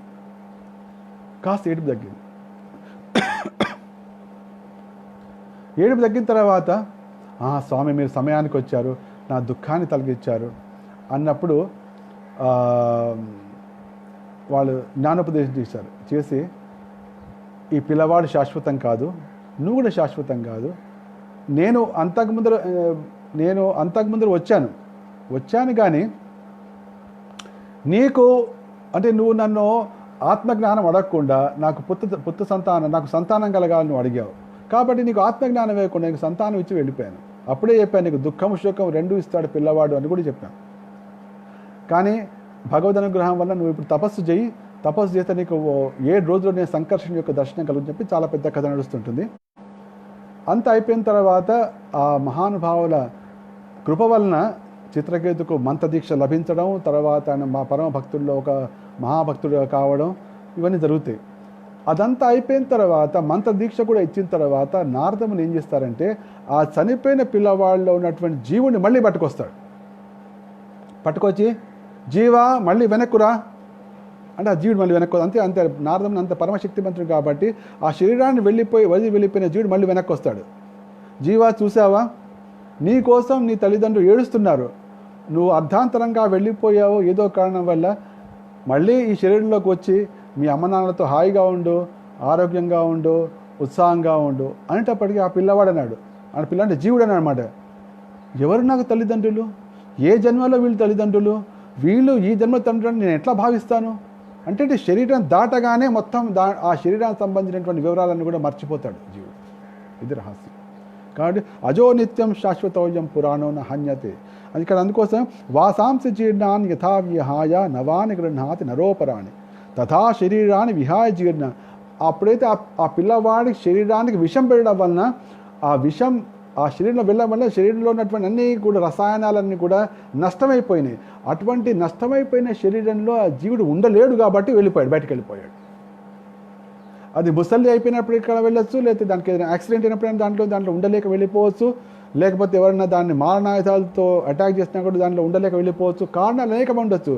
కానీ ఎప్పుడైతే ఆ శరీరం ఉండడానికి అనుకూలం కాదో అప్పుడు వెళ్ళిపోవడం జరుగుతుంది. అయితే ఆ ఒక శరీరం నుంచి ఇంకో శరీరంలోకి వెళ్ళిపోవడం అనే కార్యం ఆ ఆత్మ తనంతట తానుగా చేసుకోలేదు. ఇది రహస్యం. ఆ కార్యంలో సహాయపడేవాడు నీ వెంటనే ఎప్పుడూ ఉంటాడు. ఇది మన భగవద్గీత ద్వారా మనకు వచ్చే జ్ఞానం. నీకు తోడుగా ఎప్పటికీ గుర్తుంచుతూ ఏ విధంగా అయితే 2 ఏళ్ల పిల్లవాడిని అమ్మా నేను గార్డెన్కి వెళ్ళాలి అని అడిగిన కోరికకు వెంట ఉండి చేతిని పట్టుకుని గార్డెన్కి తీసుకెళ్ళి అమ్మ ఇంటికి వెళదాం అన్నప్పుడు మళ్ళీ ఇంటికి తీసుకొచ్చే తల్లిలాగా లేదా తండ్రిలాగా మిత్రుల్లాగా మన హృదయంలోనే పరమాత్ముడు ఉంటాడు. ఎప్పుడైతే నా శరీరం లేకపోతే ఏదైనా వ్యక్తి శరీరం దాంట్లో ఉండడానికి అనుకూలంగా కాకుండా అయిపోతుందో అప్పుడు వేరే శరీరంలోకి వెళ్ళాలనుకున్నప్పుడు తోడు ఉండి నడిపించేదే పరమాత్ముడు. అటువంటప్పుడు ఆ ఆత్మే పరమాత్మ ఎట్లయితుంది? నీకు వెళ్ళే శక్తి లేదు. నువ్వు ఈ దేహం నుంచి ఇంకో దేహంలోకి వెళ్ళే శక్తి నీకు లేదు. ఎందుకంటే నీ చైతన్యం సర్వత్రా వ్యాపించి లేదు. నీ ఎక్కడ పోవాలో తెలియదు. అటువంటప్పుడు నువ్వే పరమాత్మ ఎట్లయితావు? ఇది ఉపనిషత్తులో స్పష్టంగా చెప్పండి. ఉపనిషత్తులో విషయాన్ని తెలియకనే కొంతమంది వేదాంతులు వీళ్ళందరూ ఏం చేస్తారంటే ఆత్మీయ పరమాత్మ అంటే నీకు నువ్వే జ్ఞానం చెప్పు, అంటే నీకు నువ్వే మార్గదర్శనం చేసుకునేంత అవుతున్నది. అసాధ్యమది. నీకు ఏ దేహంలోకి వెళ్ళాలి నీకు వెళ్ళేటువంటి శక్తి నీకు లేదు. అందుకోసం చెప్తాము, సమానే వృక్షే పురుషో నిమగ్నో నిశయా శోచతి ముహ్యమాన జుష్టం యథా పశ్చన్యమీశం అన్యం మహిమా నమితి వీత శోక. శరీరం మీద, ఇప్పుడు శరీరం అనే వృక్షం మీద 2 పక్షులు ఉన్నాయి అని ఉపనిషత్తు చెప్తున్నాయి అన్నమాట. ఒక పక్షి ఏం చేస్తుందంటే ఆ చెట్టు యొక్క ఫలాలు తింటోంది. ఇంకో పక్షి ఫలాలు తినకుండా ఏం చేస్తోంది? ఫలాలు తింటున్నటువంటి పక్షిని చూస్తోంది. ఫలాలు తింటే పక్షిని చూస్తోంది. 2 పక్షులు ఉన్నాయి. 2 పక్షులు ఒక పక్షి ఫలాలను తింటోంది, ఒక పక్షి ఏమో ఫలం తింటున్నటువంటి పక్షిని చూస్తోంది. ఎప్పుడైతే ఫలాలు తింటున్న పక్షి తినడం మానేసి తననే చూస్తున్నటువంటి పక్షిని చూస్తుందో అప్పుడు శోకాలు తొలగిపోతాయి. ఏదైతే ఫలాలు తింటున్న పక్షి ఏదో జీవుడు, ఫలాలు తింటున్న పక్షిని చూస్తున్న అటువంటి పక్షే పరమాత్ముడు. ఈ పక్షిగా మారే అవకాశమే లేదు. ఈ విధంగా మనిషి తెలియకుండానే అజ్ఞానంలోకి నేను జ్ఞానం వింటున్నా అనుకుంటాడు, కానీ అజ్ఞానంలోకి వెళ్ళిపోతుంటాడు. ఇది కృష్ణుడు ఆత్మ గురించి చెప్పినటువంటి ఇంకొక అద్భుతమైన విషయం. అందుకోసం ఎట్టి పరిస్థితుల్లో మనం కృష్ణ పరమాత్మ అనే పదం ఎట్టి పరిస్థితుల్లో కూడా వాడద్దు. ఎందుకంటే పరమాత్ముడిగా కృష్ణుడు ప్రతి జీవ హృదయంలో ఉన్నాడు. ఇది స్పష్టంగా వస్తుంది, ముందు చెప్పుకుంటాం మనం. పరమాత్ముడిగా కృష్ణుడు ప్రతి హృదయంలో ఉన్నాడు, ప్రతి హృదయంలో కూడా ఉన్నాడు. కానీ నీ హృదయంలో ఉన్నంత మాత్రాన నీ హృదయంలో లేడు, అందరి హృదయంలో కూడా ఉన్నాడు. ఉదాహరణకి మీకు ఒక అర్థం కావడం కోసం చిన్న ఎగ్జాంపుల్ ఇస్తాను. మన దగ్గర మొబైల్స్ ఉంటాయి. మొబైల్స్ ఉన్నప్పుడు మనం ఒక వ్యక్తి ఇక్కడ నుంచి అమెరికాకు ఫోన్ చేయాలి. అమెరికాకు ఫోన్ చేయాలంటే మనం ఒక ఫోన్ నెంబర్ నొక్కుతాం. ఫోన్ నెంబర్ నొక్కగానే ఈ మొబైల్ నుంచి డైరెక్ట్గా ఆ మొబైల్కి పోదు మన కాలు. ఒక మొబైల్ నుంచి ఒక మొబైల్ కనెక్షన్ ఉండదు. ఈ మొబైల్ నుంచి మనం ఇప్పుడు చేసినప్పుడు అది ఆ టవర్కి వెళ్తుంది. ఏదైతే ఉంటాయో ఈ ట్రాన్స్మిషన్ టవర్, ఆ ట్రాన్స్మిషన్ టవర్కి వెళ్తుంది ఫస్ట్. ఆ ట్రాన్స్మిషన్ టవర్కి వెళ్ళినప్పుడు అక్కడి నుంచి దానికి మళ్ళీ కనెక్షన్ మళ్ళీ ఆ విధంగా వెళ్తుంది. ఆ విధంగా అంటే ఏంటి? అనేకమైనటువంటి వేలాది లక్షలాది మొబైల్స్ దాని స్థానికంగా ఉండేటువంటి ఒక టవర్కి కనెక్ట్ అయి ఉంటాయి. ఆ కనెక్ట్ నుంచి మళ్ళీ అనేకమైనటువంటి ఎక్కడెక్కడ రకరకాల దేశాల్లో రకరకాల ప్రాంతాల్లో ఉన్నటువంటి వాళ్ళకి అది కనెక్షన్ వెళ్తుంటుంది. అయితే ఇక్కడ ఆత్మకి కనెక్షన్. ఇప్పుడు నేనున్నాను, ఇంకొక వ్యక్తి ఉన్నాడు, మీరున్నారు. ఇప్పుడు నా హృదయంలో ఏది ఉందో మీకు నేను మనస్ఫూర్తిగా చెప్పగలగాలి, మీకు అర్థం కావాలి అంటే నేను మీకు చెప్పలేను. ఎందుకంటే నాలో ఉన్న ఆత్మ వేరు, మీలో ఉన్న ఆత్మ వేరు. కానీ మీలోనూ నాలోనూ ఉన్నటువంటి పరమాత్మ మాత్రం సమానం. నాలో కూడా పరమాత్ముడు ఉన్నాడు, నా బాగోగులు చూడడానికి, నా కోరికలను తీర్చడం కోసం. మీ హృదయంలో కూడా పరమాత్ముడు ఉన్నాడు, అది మీ కోరికలు తీర్చడం కోసం. అంటే ఏంటి ఇది? కానీ మీలో ఉన్నటువంటి పరమాత్ముడు, నాలో ఉన్న పరమాత్ముడు ఒకటే. కానీ మీలో ఉన్నటువంటి ఆత్మ వేరు, నాలో ఉన్నటువంటి నా శరీరం ఆత్మ వేరు. అయితే ఇద్దరికి మధ్య కామన్ ఉంది కాబట్టి ఎప్పుడైతే నేను పరమాత్ముడికి విన్నవిస్తానో, నా హృదయంలో ఉన్న కృష్ణుడు ఉన్నాడు, పరమాత్మ రూపంలో ఉన్నాడు, ఎప్పుడైతే నేను విన్నవిస్తానో, నేను ఇవాళ చెప్పేటువంటి భగవద్గీత వినే వాళ్ళందరికీ కూడా మనస్ఫూర్తిగా వాళ్ళకి అర్థం కావాలి, వాళ్ళ హృదయంలోకి వెళ్ళాలి, వాళ్ళ హృదయంలో పరివర్తన తీసుకురావాలి, వాళ్ళకి ఇది నచ్చాలి, వాళ్ళు దీనిలో ప్రేరణ పొందాలి, వాళ్ళలో హృదయంలో పరివర్తన రావాలి. స్వామి అని నేను మాట్లాడుతున్న వినేది ఎవరు? వినేది ఒకలే, హృదయంలో ఉన్న పరమాత్మ. ఉపద్రష్ట హనుమంతా చ భర్త భోక్త మహేశ్వర పరమాత్మేతి చాప్యుక్తో దేహేస్మిన్ పురుష పరః. భగవద్గీతలో అద్భుతమైన పరమ రహస్యం, అంటే పరమ రహస్యం ఇంకోటి ఉంది. ఈ పరమ రహస్యం ఎవరు అర్థం కావట్లేదు. ఉపద్రష్ట అంటే ఇది యాక్చువల్ 13వ అధ్యాయంలో సందర్భం వచ్చింది కాబట్టి చెప్పేస్తున్నాయి ఇక్కడ. చాలా ఇది అర్థం చేసుకోవాలి. అంటే ఏంటి, ఇది ఒక టీవీ టవర్ లాంటిది అనమాట. మనకు ఇప్పుడు ప్రపంచం మొత్తం 800 కోట్ల మంది ఉన్నారు మనుషులు. 800 కోట్ల మంది ఉన్నారు, లేదా 80 లక్షల జీవరాశులు ఉన్నాయి, రకరకాలు ఉన్నాయి. అందరి హృదయాల్లో కూడా పరమాత్ముడు ఉన్నాడు. మనం ఎప్పుడైతే మన పరమాత్ముడితోటి మన హృదయంలో ఉన్నట్టు, అంటే నీ కోసం ప్రత్యేకంగా ఉన్నాడు, నువ్వు చెప్పిన మాటలు వింటాడు. అందరి హృదయాల్లో కూడా ఉన్నాడు.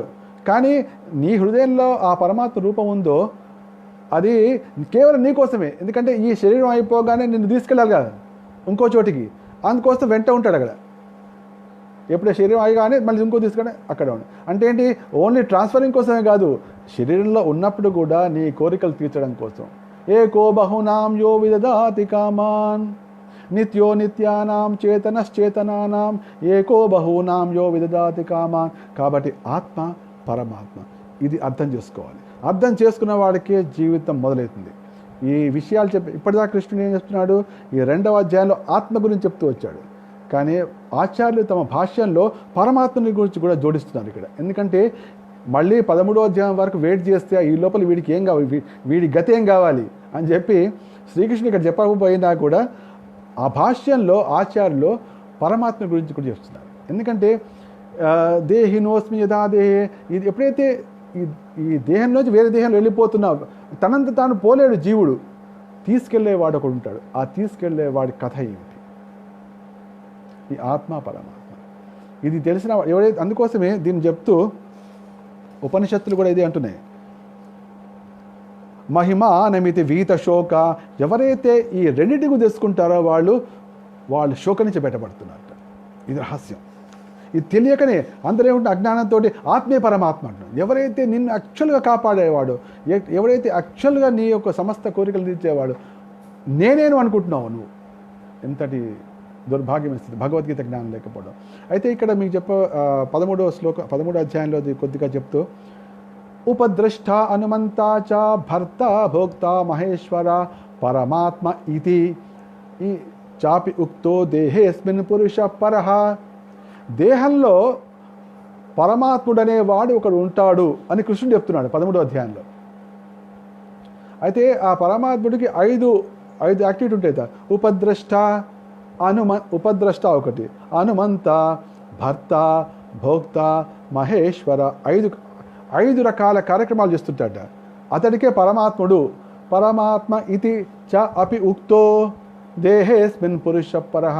అంటే ఏంటి, ఆత్మతో పాటుగా పరమాత్ముడు ఉన్నాడని గీత ఎంత స్పష్టంగా చెప్తుంటే ఆత్మే పరమాత్మ అని చెప్పి ఏ విధంగా అమాయకులను అనేక మంది మోసబుస్తున్నారు. అమాయకులు వందలాది, వేలాది, లక్షలాది, కోట్లాది అమాయకులు మోసపోతున్నారు. చూస్తే వాళ్ళని జాలేస్తుంది తప్ప మనం ఏం చేయలేం. భగవద్గీత వాళ్ళకు ఎప్పుడైతే అర్జునులాగా శిష్యస్తేహం షాధిమాం త్వాం ప్రపన్నం అంటారో అప్పుడే బయటకు వస్తారు. ఎందుకు అంటే ఇప్పుడు ఈ శ్లోకం చూసుకోండి, ఎంత చాలా అద్భుతమైందంటే, ఉపద్రష్ట హనుమంత. ఉపద్రష్ట అంటే చూస్తున్నాడు లోపల. ఇందాక చెప్పాక ఒకటి శ్లోకంలో, ఫలాలను ఆరగిస్తున్నటువంటి పక్షి సుఖ దుఃఖాలనే ఫలాన్ని అనుభవిస్తోంది. కానీ ఫలాల్ని ఆరగించకుండా ఇంకో పక్షి ఉంది. ఆ ఫలాన్ని ఆరగించకుండా ఉండే పక్షే పరమాత్ముడు. అది చూస్తోంది. ఎప్పుడు అది ఫలాలు తినడం మానేసి నా వైపు చూస్తుందా, చూసినప్పుడే కథ మొదలవుతుంది. సుఖాంతమైన కథ మొదలవుతుంది, లేదా దుఃఖాంతమైన కథ నడుస్తుంటుంది. అయితే ఇక్కడ ఓ చిన్న విషయం చెప్పి ముందుకు వెళ్ళిపోదాం. అయితే ఇక్కడ ఉపద్రష్ట అంటే చూసేవాడు. అయితే ఇక్కడ ఆ పళ్ళు తినని పక్షి ఆ పళ్ళు తినడం మానే అని చెప్పదు, చూస్తూ ఉంటుంది అంతే.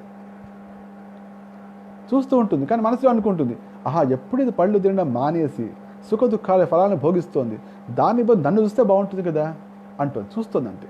ఏం చెప్పదు, ఏం మాట్లాడదు. ఇది పరమాత్మ లోపల ఉంటాడు. ఎప్పుడైతే తన వైపు చూస్తుందో అప్పుడు దానికి కావాల్సిన, అంటే తన వైపు చూసినా చూడకపోయినా కూడా దానికి ఏది కావాలో ఇస్తుంటాడు పరమాత్మ. కానీ తన వైపు చూస్తే సరైన మార్గం ఇస్తాడు. ఉపద్రష్ట అంటే చూసేవాడు. ఉపద్రష్ట అంటే చూసేవాడు. చూస్తున్నాడు, ఎప్పుడు చూస్తుంటాడు. మనం పడుకుంటాం కానీ తను చూస్తూనే ఉంటాడు. అర్ధరాత్రి మనం పడుకున్నప్పుడు కూడా మన లోపల ఏం జరుగుతుందో చూస్తూనే ఉంటాడు. అదే పరమాత్ముడు. భగవంతుడు చూడడు, పరమాత్మ చూస్తాడు లోపల. అనుమంత, అనుమంత అంటే అనుమతించేవాడు. అంటే మనం ఏమిటి నాకు ఇదేం వద్దు అన్నాం అనుకోండి, తథాస్తు అంటాడు. నాకు ఇది కావాలి, తథాస్తు అంటాడు. అంతా ఎప్పుడు చూసినా ఏడిపే తథాస్తు అంటాడు. అంటే నువ్వు ఏదైనా నువ్వు దాని తథాస్తు అనడమే. అందుకంటే తథాస్తు దేవతలు ఉంటారంటే తథాస్తు దేవతలు ఎవరు లేరు. తథాస్తు అనేవాడు హృదయంలోనే ఉన్నాడు. అదే పరమాత్మ. సో దీని గురించినటువంటి చర్చ మనం చాలా తర్వాత చేద్దాం. అంటే ముఖ్యమైనది ఏంటంటే కార్యకారణకర్తృత్వే హేతు ప్రకృతి రుచ్యతే, పురుష సుఖదుఖానాం భోక్తృత్వే హేతు రుచ్యతే. భగవద్గీతలో మనుషుల యొక్క జీవుడి యొక్క సుఖదుఖాలకి మనిషే కారణము. ఎందుకంటే దాన్ని అతను కోరుకుంటున్నాడు, లోపల పరమాత్మ తీరుస్తున్నాడు. ఇది కాదు. ఇది ఇవన్నీ కూడా నేను ముందు రాయబోయి కొద్దిగా చెప్పాను. నెక్స్ట్ వచ్చేసి కృష్ణుడు ఇంకొక 6వ విషయం చెప్తున్నాడు ఆత్మ గురించినండి. ఇది చాలా అద్భుతమైంది. నైనం చిందంతి శస్త్రాణి నైనం దహతి పావకః నచైనం క్లేదయంత్యాపో న శోషయతి మారుతః అచ్ఛేద్యోయమదాహ్యోయం అక్లేద్యో శోష్య ఏవ చ నిత్య సర్వగతస్థాణో అచలోయం సనాతనం. ఇది నీ ఆత్మ యొక్క మహిమ చూడు అర్జున. ఈ ముఖ్యంగా ఇది 23-24 శ్లోకాలు. ముఖ్యంగా ఈ 24 శ్లోకాన్ని ఆత్మ యొక్క శక్తిని తెలుసుకోవడం కోసం మనం ప్రతిరోజు కనీసం 5 సార్లు 10 సార్లు పలకడం చాలా ఉత్తమం. అచ్ఛేద్యోయమదాహ్యోయం అక్లేద్యో శోష్య ఏవ చ నిత్య సర్వగత స్థాణో అచలోయం సనాతనం. ఇదేంటంటే నిత్యము అంటే ఇది శాశ్వతమైనది. సర్వగతము అంటే సర్వత్రా ఉంది. ఇప్పుడు ఆత్మ ఎక్కడికి కావాలంటే అక్కడికి వెళ్ళగలదు. సపోజ్ ఆత్మ ఉందని, నేను వచ్చే జన్మలో అమెరికాలో పుట్టాలి, నేను వచ్చే జన్మలో సూర్యమండలంకి వెళ్ళాలి అని అన్నాను అనుకోండి, సర్వగత ఇది కెన్ గో ఎనీవేర్. దాన్ని సాక్ష్యం చేయడానికి ఇప్పుడు ఏ విధంగా అయితే నేను అమ్మ ఇప్పుడు గార్డెన్కి వెళ్దాం పదనాయన, అమ్మ ఇంటికి వెళ్దాం పదనాయన, అమ్మ షాప్కి వెళ్దాం పదనాయన, పిల్లవాడు అడుగుతున్నాడు, తల్లి ఓ అంటోంది. ఇక్కడ అదేవిధంగా ఈ వ్యక్తి నేను ఇప్పుడు నేను సూర్యమండలానికి వెళ్ళాలి అంటే సరే అంటాడు. ఎందుకంటే హనుమంత లోపల ఉన్నాడు, పక్కనే ఉన్నాడు, తండ్రి తల్లి పరమాత్మ రూపంలో ఉన్నాడు. సరే నాయన అంటాడు. అయితే ఎప్పుడైతే సరే అంటాడో దానికి కావాల్సినటువంటి బుద్ధిని కూడా ఇస్తాడు. అంటే ఇప్పుడు నేను అనుకోగానే అయిపోదు. అనుకుని నేను ఎప్పుడు అలా విధంగా అనుకుంటూనే ఉంటానో అప్పుడు ఆ అనుకున్నది కావడం కోసం ఏమేం చేయాలో అన్నటువంటి జ్ఞానం కూడా నాకు ఇస్తాడు. అప్పుడు నాకు ఇవ్వడమే కాకుండా దానికి అన్ని ఏర్పాట్లు కూడా చేస్తాడు. ఇది పరమాత్మ యొక్క నిత్య సర్వగత స్థాణు అంటే మార్పు రహితుడు. ఆత్మ అనేది మార్పు. అచలోయం స్థాణు అంటే మార్పు లేదు. అచలం అంటే కదలనిది. సనాతనం అంటే మనం అనుకున్నామండి ఎందుకోసం జీవుడి యొక్క ఏదైతే శాశ్వతమైన ధర్మం ఉందో అంటే భగవత్ శరణాగతి ఉందో అదే సనాతన ధర్మం. సనాతన ధర్మం మనం చర్చించినట్టు సనాతనం అనేది పురాతనమైన ధర్మం కాదు. అంటే ఎప్పటికీ కూడా మారది. ఈ జన్మలో కానీ వచ్చే జన్మలో కానీ ఏ జన్మలో కానీ ఏ లోకంలో కానీ ఏ లింగంలో కానీ దేంట్లో అయినా కూడా మారనిది ఏదైతే ఉంటుందో అదే సనాతన ధర్మం. ఇది మనకు ఇక్కడ కృష్ణుడు స్పష్టంగా చెప్తున్నాడు. అచ్ఛేద్యోయం అదాహ్యోయం అక్లేద్యో శోష్య ఏవ చ.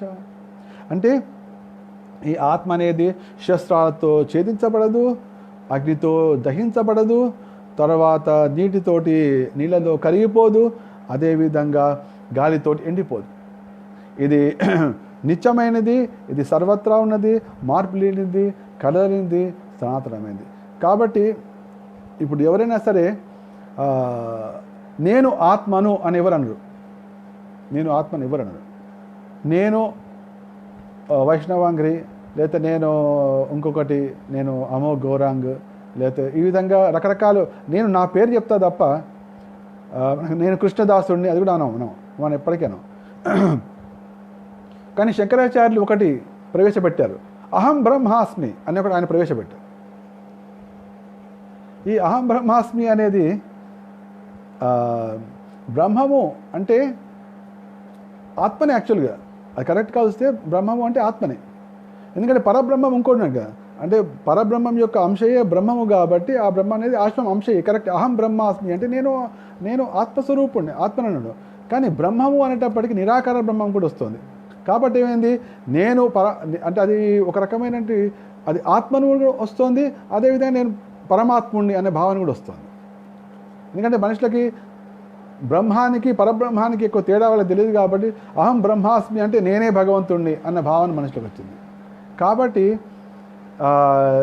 గీతలో చెప్పినటువంటి రహస్యం అయితే ఉందో ఆత్మ పరమాత్మ తేడా, బ్రహ్మము పరమాత్మ ఆ తేడా లేకుండా పోయింది. కాబట్టి ఆ తప్పిదం జరగకుండా ఉండాలంటే మనం అహం ఆత్మాస్మి అనుకుంటే అప్పుడు ఎటువంటి ప్రాబ్లం లేదు. అహం ఆత్మాస్మి, నేను ఆత్మను, అహం ఆత్మాస్మి, అహం దాసోస్మి అది కూడా పర్వాలేదు. దాసోస్మి అంటే మళ్ళీ దాసుడు అవన్నీ పోతుంటుంది. ఆత్మ అనే పదం రావాలన్నమాట వాళ్ళు. నేను ఆత్మస్వరూపుని, అహం ఆత్మాస్మి, కనీసం రోజుకు 10 సార్లు అనుకుందాం, కనీసం రోజుకు 20 సార్లు అనుకుందాం, మధ్య మధ్య అనుకుందాం. అంటే నేను ఆత్మను అంటే నేను ఈ శరీరంలో ఉన్నాను అని అప్పుడు వస్తుంది, అప్పుడే రాదు. లేకపోతే అహం ఆత్మాస్మి, నేను ఆత్మను కనీసం రోజుకు 10 సార్లు, 20 సార్లు, 30 సార్లు అంటే ఏదో మంత్రలా అహం ఆస్మి ఇట్లా లెక్క పెడుతూ కాదు అనుకోండి. అహం ఆత్మాస్మి అంటే ఏంటి, అప్పుడు ఆత్మలో ఉన్నటువంటి శక్తి కూడా జాగృతమవుతుంది. నేను ఆత్మస్వరూపుణ్ణి అన్నప్పుడు మనకు ఆ భావన కలుగుతుంది. ఏమిటి, నేను ఆత్మని కదా, అంటే నేను శరీరంలో ఉన్నాను, నేను దీంట్లో ఉన్నాను అనే భావన అప్పుడు వస్తుంది, అప్పుడే రాదు. అంటే అంత శక్తి స్వరూపుడు నీకు వస్తుంది. కాబట్టి ఈ శ్లోకం ఏదైతే 2వ అధ్యాయంలోని 24వ శ్లోకం ఉందో అది కనీసం 2-3 సార్లు రోజు చదివితే ఆత్మ యొక్క శక్తి అంటే మనం ఎంతంటే మనం నిత్యులం, తర్వాత సర్వగతం, మనకి అంటే ఏ లోకం కావాలంటే ఆ లోకంకి వెళ్ళొచ్చు. తర్వాత స్థాణు, అచలం, సనాతనం ఇవన్నీ కూడా అద్భుతమైనటువంటి కార్యక్రమాలు ఉన్నాయి, అటువంటి ప్రభావాలు ఉన్నాయి. కృష్ణుడు ఈ 6వ విషయం చెప్పాడు. 6వ విషయం చెప్తే ఇంకా ముందుకు వెళ్తూ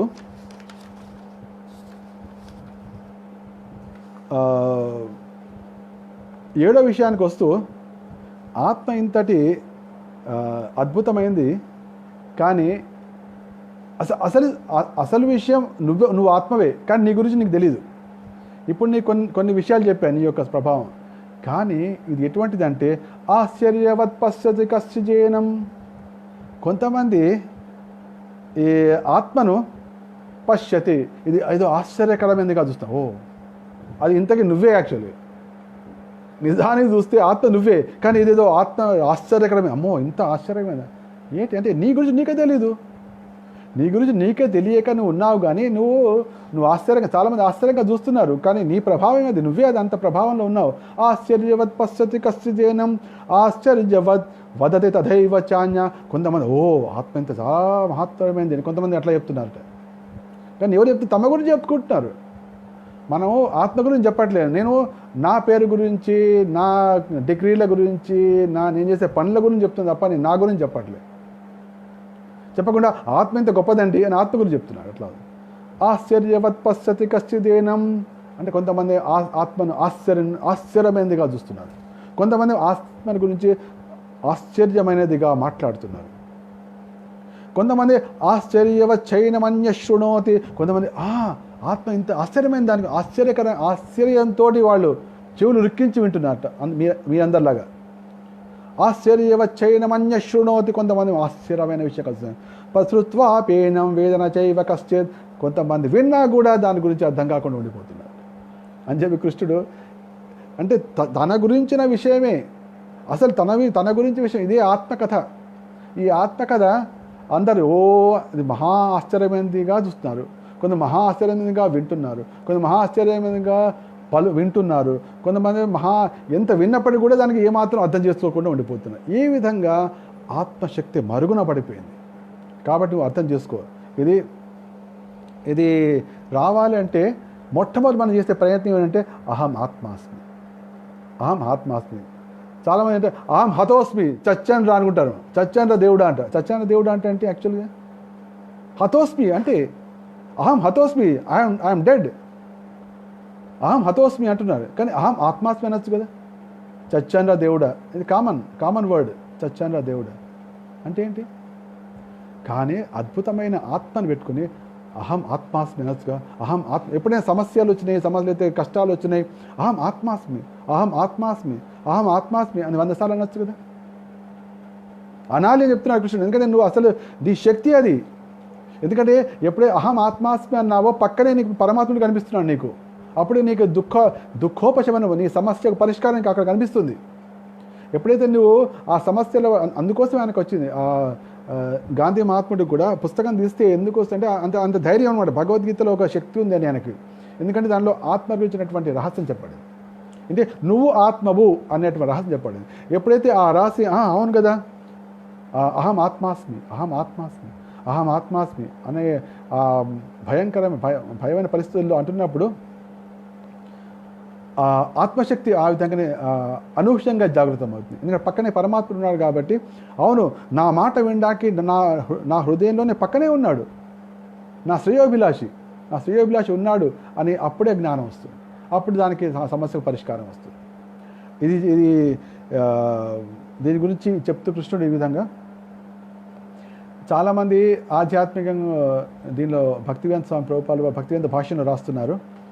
చాలామంది అంటే ఇప్పుడు చూడండి సాధారణ ఎట్లా ఉంటుంది, కొంతమంది అవునండి ఇప్పుడు ఆరోగ్యం బాగాలేదు, అహం రోగి అంటుంటారు. రోగం అంటే ఒంట్లో బాగాలేదు, అహం రోగి అంటారు. అహం రోగి అనే బదులు సంస్కృత భాషలో అహం రోగి అనే బదులు అహం ఆత్మాస్మి, అదొక మందు అనమాట, మందులాగా పనిచేస్తుంది. ఇది మీరు అయితే ఇక్కడ ప్రభుపాదుల వారి భాష్యంలో రాస్తూ అని ఉన్నానమాట. అంటే ఇప్పటిదాకా మనం కృష్ణుడు దాదాపు 7 విషయాలు చెప్పాడు ఆత్మ గురించి. అని ఈ ఆత్మకథలో 7 రకాలైనటువంటి అంశాలు ఉన్నాయి. 7 విషయాలు నేను చెప్పాను. కొంతమంది ఆధ్యాత్మికత మీద ఉత్సాహం ఉన్న వాళ్ళు ఆధ్యాత్మిక కార్యక్రమాలకు వెళ్ళడం, లేకపోతే ఆధ్యాత్మిక ప్రసంగాలను వినడం. ఆ ప్రసంగాలలో సాధారణంగా 100% మనకు వినిపించేది ఆ వక్తల నోటి నుంచి వచ్చే మాట ఒకటే ఉంటుంది, ఆ పరమాత్ముడు. చూడండి, కావాలంటే ఇప్పటి స్పష్టంగా వినండి. కావాలంటే తెలుగు భాషలో, ముఖ్యంగా తెలుగు భాషలో మీరు కనుక ఏ ఉపన్యాసాన్ని చూస్తుంది దానిలో పరమాత్ముడు అనే పదం వస్తుంది తప్ప భగవంతుడు అనే పదం రాదు. పరమాత్ముడు అనే తప్ప భగవంతుడు అనే పదమే రాదు. అయితే అది తప్పు అనట్లేదు, కానీ కరెక్ట్ అని అవగాహనతో కాదు. ఎందుకంటే పరమాత్ముడు ఉన్నాడు, ప్రతి హృదయంలో ఉన్నాడు. పరమాత్మ తోడుగా ఉన్నాడు. అయితే ఎప్పుడు ఆ ఆత్మ తన వైపు చూస్తాడా అని పరమాత్ముడు ఎదురు చూస్తున్నాడు. ఇది ఈ జన్మలోనే కాదు, అనేక జన్మల నుంచి కూడా. అయితే ఈ పరమాత్ముడు అని చెప్పే విషయాలు చెప్పి వాళ్ళు ఏమంటారంటే ఆత్మే పరమాత్మ అంటారు. అదే వచ్చిన కూడా పరమాత్ముడు అనడంలో తప్పు లేదు, కరెక్టే అంటున్నారు. సరైన అవగాహనతో చెప్తే ఇంకా మంచిది. కానీ కొద్దిగా ముందుకెళ్ళి సమయం రాగానే ఆత్మే పరమాత్మ అయినా నువ్వే పరమాత్మ, జనులే జనార్దనులు, ఆత్మే పరమాత్మ. ఇప్పటిదాకా నువ్వు మోహంలో ఉండి ఆ మాయా ఆవరణలో ఇట్లా ఉన్నావు, కానీ మాయావరణ తొలగానే ఆత్మే పరమాత్మ, నువ్వే యాక్చువల్ పరమాత్ముడు అంటాడు. ఘోరం. ఎవరైతే నిన్ను ఈ దేహం నుంచి ఇంకో దేహాన్ని తీసుకెళ్తున్నాడో, నిత్యో నిత్యానాం చేతనశ్చేతనానాం ఏకో బహునాం యో వేదాది కామాన్, ఏ విధంగా అయితే ఇద్దరిని తెలుసుకోవడం ద్వారా వీత శోక అనే ఉపనిషత్తు చెప్తున్నాయో దాన్ని ఇద్దరు కాదు నువ్వే అని చెప్తున్నాడు. ఆ విధంగా మనిషికి శాశ్వతంగా దుఃఖ నివారణ ఉపాయాన్ని వాళ్ళు తొలగించేస్తున్నారు. శాశ్వతంగా దుఃఖ నివారణ ఉపాయం తొలగిపోతుంది. నేనే పరమాత్మ అనేటప్పటికీ, పరమాత్ముడు ఉన్నాడు అనేటప్పటికీ నీకు ఒక ఆశ లభిస్తోంది. కానీ నువ్వే పరమాత్మ అనేటప్పటికీ ఇంకేం. కాబట్టి ఆత్మ, పరమాత్ముడు వీళ్ళిద్దరి మధ్య సంబంధము, ఆత్మలక్షణము, పరమాత్మ లక్షణము, వీరిద్దరి మధ్య ఉన్నటువంటి ఇవన్నీ ఈ చిన్న పెద్ద విషయాలన్నీ కూడా తెలిసిన వ్యక్తి చాలా దుర్లభం, చాలా దుర్లభం. ఎవరికైతే గురువుల యొక్క అనుగ్రహం లభిస్తుందో, ఎవరికైతే భగవంతుడు అనుగ్రహం లభిస్తుందో, పరమాత్మ తోడై ఉంటాడో వాళ్ళకే తెలుస్తుంది, వాళ్ళకే తెలుసు, మిగతా ఎవరికి తెలియదు. ఇదే దుర్లభం. అటువంటి వ్యక్తిని కనుక్కోవడం చాలా దుర్లభం. ఇంకా దుర్లభం ఏంటంటే అది తెలిసిన వ్యక్తే కాకుండా ఈ తేడాన్ని తెలుసుకొని తన జీవితంలో దాన్ని ఆచరణలో పెట్టి సంపూర్ణ లాభాన్ని పొంది సంపూర్ణ లాభంతో అందరికీ చెప్పేటువంటి వ్యక్తి లభించడం ఇంకా దుర్లభం. విడమరి చెప్పి నాయన ఇటువంటి మాయలో పడకు, ఆత్మ అంటే ఏమిటి, పరమాత్మ అంటే ఎందుకు నీ వెంట ఉన్నాడు, నీకు ఏ విధంగా చేస్తున్నాడు అని ఈ విధంగా స్పష్టంగా చెప్పగలిగేవాడు దొరకడం ఇంకా ఇంకా ఇంకా ఇంకా దుర్లభం. ఇది పుస్తకాల్లో ఉంటుంది, కానీ అది అవగాహన రావడం చాలా ఓన్లీ భగవంతుడి అనుగ్రహం, పరమాత్మ అనుగ్రహం ఉన్నప్పుడే లభిస్తుంది. కాబట్టి ఎవరైతే ఈ ఆత్మ పరమాత్మ విషయాన్ని తెలుసుకుంటాడో వాళ్ళ జీవితం ధన్యమవుతుంది అని చెప్పి భక్తివేదాంత స్వామి ప్రభుపాద ఈ భాష్యంలో రాశారు. ఎందుకంటే ఆత్మ యొక్క కథ దీంతో ఈ 29వ శ్లోకంతో ముగుస్తుంది కాబట్టి దీంట్లో స్పష్టంగా రాశాడు. కాబట్టి దీంట్లో రాస్తూ ఆయన అయినా ఇతర సిద్ధాంతాలచే దారి తప్పకుండా పరమ ప్రమాణికుడైనటువంటి శ్రీకృష్ణుని చెప్పబడిన భగవద్గీత వాక్యాలను అంగీకరించడమే ఆత్మ విషయాన్ని అర్థం చేసుకోవడానికి అత్యంత సులభమైన పద్ధతి. కాబట్టి వీళ్ళు చెప్పిన విషయం ద్వారా చెప్పిన విధంగా ఆత్మను అర్థం చేసుకునే బదులు భగవద్గీతలో శ్రీకృష్ణుడు స్పష్టంగా యథాతథంగా ఏం చెప్పాడు దాన్ని యథాతథంగా తెలుసుకుని ఆత్మతత్వాన్ని తెలుసుకోవడం ఉత్తమమైన పద్ధతి, అత్యంత సులభమైన పద్ధతి. కానీ మనిషి శ్రీకృష్ణుని దేవాదేవుడిగా అంగీకరించగలగడానికి ముందు ఈ జన్మలోనో పూర్వజన్మల్లోనో గొప్ప తపస్సు, త్యాగం కూడా అవసరమవుతాయి. అయినా విశుద్ధ భక్తుని కరుణొచ్చే శ్రీకృష్ణుడు యథార్థంగా తెలియబడతాడు కానీ అన్యథా కాదు అని చెప్పి ఇక్కడ భాష్యాన్ని ఇక్కడ ముగిస్తున్నారు. ఈ 29వ శ్లోకంతో ఆత్మకథ, శ్రీకృష్ణుడు చెప్పిన ఆత్మకథ ఇందా చెప్పినట్టు 12వ శ్లోకం నుంచి 29వ శ్లోకం వరకు 29వ శ్లోకం వరకు గట్టిగా పట్టుకున్నారంటే ఇక ఆత్మ గురించి స్పష్టమైన అవగాహన. దాంతో మీకు చిన్న కిటుకు కూడా చెప్పా. ఏమిటి ఆ కిటుకు? అహం ఆత్మాస్మి. ఎప్పుడైతే మీకు సమయం దొరికినప్పుడు నడుస్తున్నప్పుడు అహం ఆత్మాస్మి అని అంటే ఏంటి? నేను ఆత్మని అంటున్నా. కరెక్ట్, అది ఇంతవరకు అనలేదు, ఇంతవరకు ఆ పదమే అనలేదు. ఇంత చక్కటి సంస్కృతం అహం ఆత్మాస్మి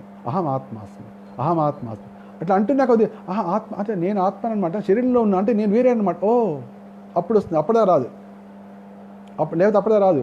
ఇప్పుడు అహమాత్మాస్మి అనగానే నెక్స్ట్ పరమాత్మ అప్పుడు గుర్తొస్తాడు. కాబట్టి అహమాత్మాస్మి అనేది అద్భుతం. నేను ఆత్మని నేను తెలుసుకో అని చెప్తున్నాడు కృష్ణుడు. దాన్ని మనం ఇంప్లిమెంట్ చేస్తున్నాం. ఈ విధంగా ఆత్మ గురించిన 7 విషయాలు చెప్పి ముందుకెళ్తూ, అర్జున ఇప్పుడు ఆత్మ గురించి విన్నావు కదా, ఆత్మ యొక్క శక్తిని తెలుసుకున్నావు. కాబట్టి నీ ధర్మం ఏంటి? యుద్ధం చేయడం కదా, యుద్ధం చేయి. ఇప్పుడు నీకు భయం లేదు. ఇప్పుడు నీకు పూర్తిగా అర్థమైపోయింది. ఏమర్థమైంది? ఈ శరీరాలను నువ్వు చంపినా వాళ్ళకి నష్టమేం లేదు. నువ్వు అన్నాగా ఇప్పుడు ఎప్పుడైతే వాసాంశ జీర్ణాన్ని యథా విహాయ నవాని గృహ్ణాతి నరోపరాణి తథా శరీరాన్ని విహాయ జీర్ణ అన్యాని సంయాతి నవాని నేహి చెప్పాం. ఇప్పుడు నువ్వేంటి ఈ భీష్ముడు, ద్రోణుడు వీళ్ళ గురించి అర్థం. వాళ్ళవన్నీ పాత దేహాలే, ముసలి దేహాలు కదా. ఇప్పుడు ఆ ముసలి దేహాన్ని చంపావు. నేను చెప్తున్నా ఈ దేహంతో ఇంకో దేహం వస్తుంది, వాళ్ళకి మంచి దేహం వస్తుంది. ఇక చింత ఎందుకు? ముఖ్యంగా వాళ్ళు ఎంతో మహనీయులు, వాళ్ళకు ఉత్తమ జన్మనే వస్తుంది. వాళ్ళకి ఉత్తమ మంచి ఏ దేవతా జన్మనో లేదా ఏది ఆధ్యాత్మిక జన్మమో వస్తుంది వాళ్ళకి. నీకు మళ్ళీ కాబట్టి నీకు ఆ చింతే అక్కర్లేదు. ఆత్మశాస్త్రం నీకు అర్థమైంది కదా, కాబట్టి నువ్వు దాంట్లోకి వెళ్ళకు అని అక్కడ చెప్తూ వచ్చాడు. కాబట్టి అర్జున, ఆత్మ గురించి అద్భుతమైన విషయం నీకు చెప్పా, ఆత్మ యొక్క మహిమ చెప్పా, ఆత్మ యొక్క ప్రభావం చెప్పా, ఆత్మ ఏ విధంగా ఉంది చెప్పా. తర్వాత ఆత్మ గురించి తెలిసిన వాడు ఎవరికి అర్థం కావట్లేదు కూడా చెప్పా. ఇన్నున్నాయి నీ విషయం, ఇది శాశ్వతమని చెప్పా, అన్నీ చెప్పా. కాబట్టి ఇప్పటికైనా నీ స్వధర్మం ఏంటి? నీ స్వధర్మము యుద్ధం చేయడం. కాబట్టి నువ్వు యుద్ధం చేయి. కాబట్టి ధర్మాది యుద్ధ శ్రేయోన్యద్ క్షత్రియస్య న విద్యతే. కాబట్టి నువ్వు ధర్మాన్ని పట్టుకొని చేసినప్పటికీ కూడా నువ్వు యుద్ధాన్ని విడిచిపెట్టడం కరెక్ట్ కాదు. సపోజ్ అనుకుంటున్నావు నేను ఏదో నాకు అంతేంటి అందరూ వాళ్ళ మీద కరుణతోటి ఇప్పుడు వీళ్ళని చంపడం ద్వారా పాపం వస్తుంది అనుకుంటున్నావు, కానీ అది విషయం కాదు. ఆ విషయం కాకుండా యాక్చువల్గా నువ్వు కనుక నీ ధర్మాన్ని చేయకపోతే పాపం వస్తుంది. ఎందుకంటే ఆత్మ గురించి చెప్పాను ఆల్రెడీ. కాబట్టి నీకు ఎటువంటి క్షత్రియుడిగా నువ్వు ఎదురుగా ఉన్న వ్యక్తి శత్రువు రూపంలో ఉన్నప్పుడు, అది తాతయ్య కావచ్చు, గురువే కావచ్చు, ఎవరైనా కావచ్చు, వాళ్ళు ధర్మ ప్రకారం నువ్వు యుద్ధం చేయాలి. వాళ్ళ శరీరాన్ని వాళ్ళు త్యాగం చేస్తారు, వాళ్ళకి నువ్వు చింతించక్కర్లేదు, ఎందుకంటే వాళ్ళకి ఇంకో ఉత్తమ జన్మ వస్తుంది.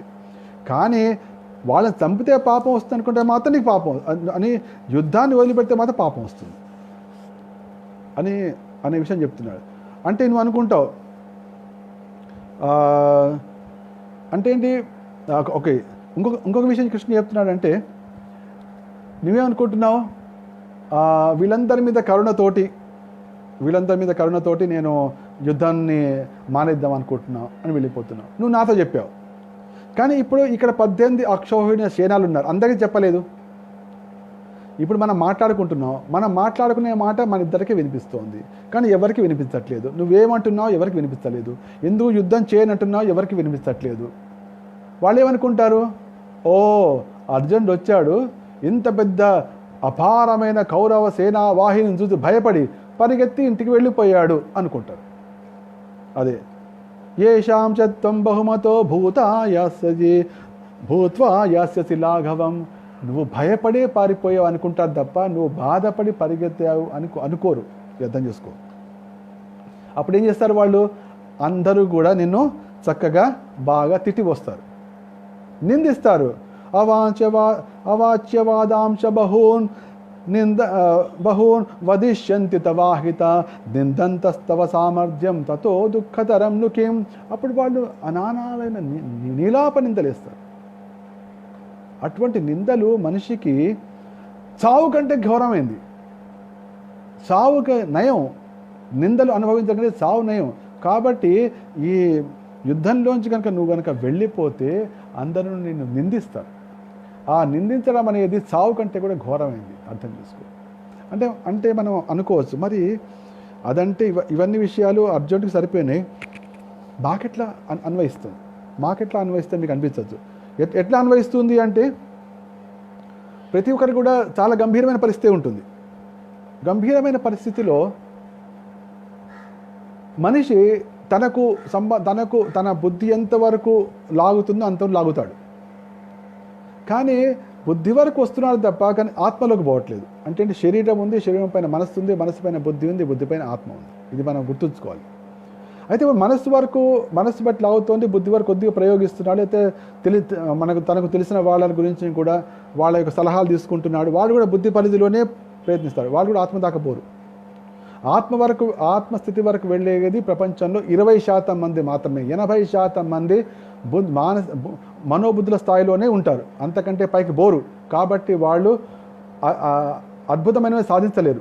అద్భుతమైన సాధించే వాళ్ళు ఈ జగత్తు 20% మాత్రమే ఉంటారు. వాళ్ళే తెలుసో తెలియకో ఆత్మలో వెళ్ళే వాళ్ళు 15% మంది, తెలిసి ఆత్మలోకి వెళ్ళే వాళ్ళు 5%.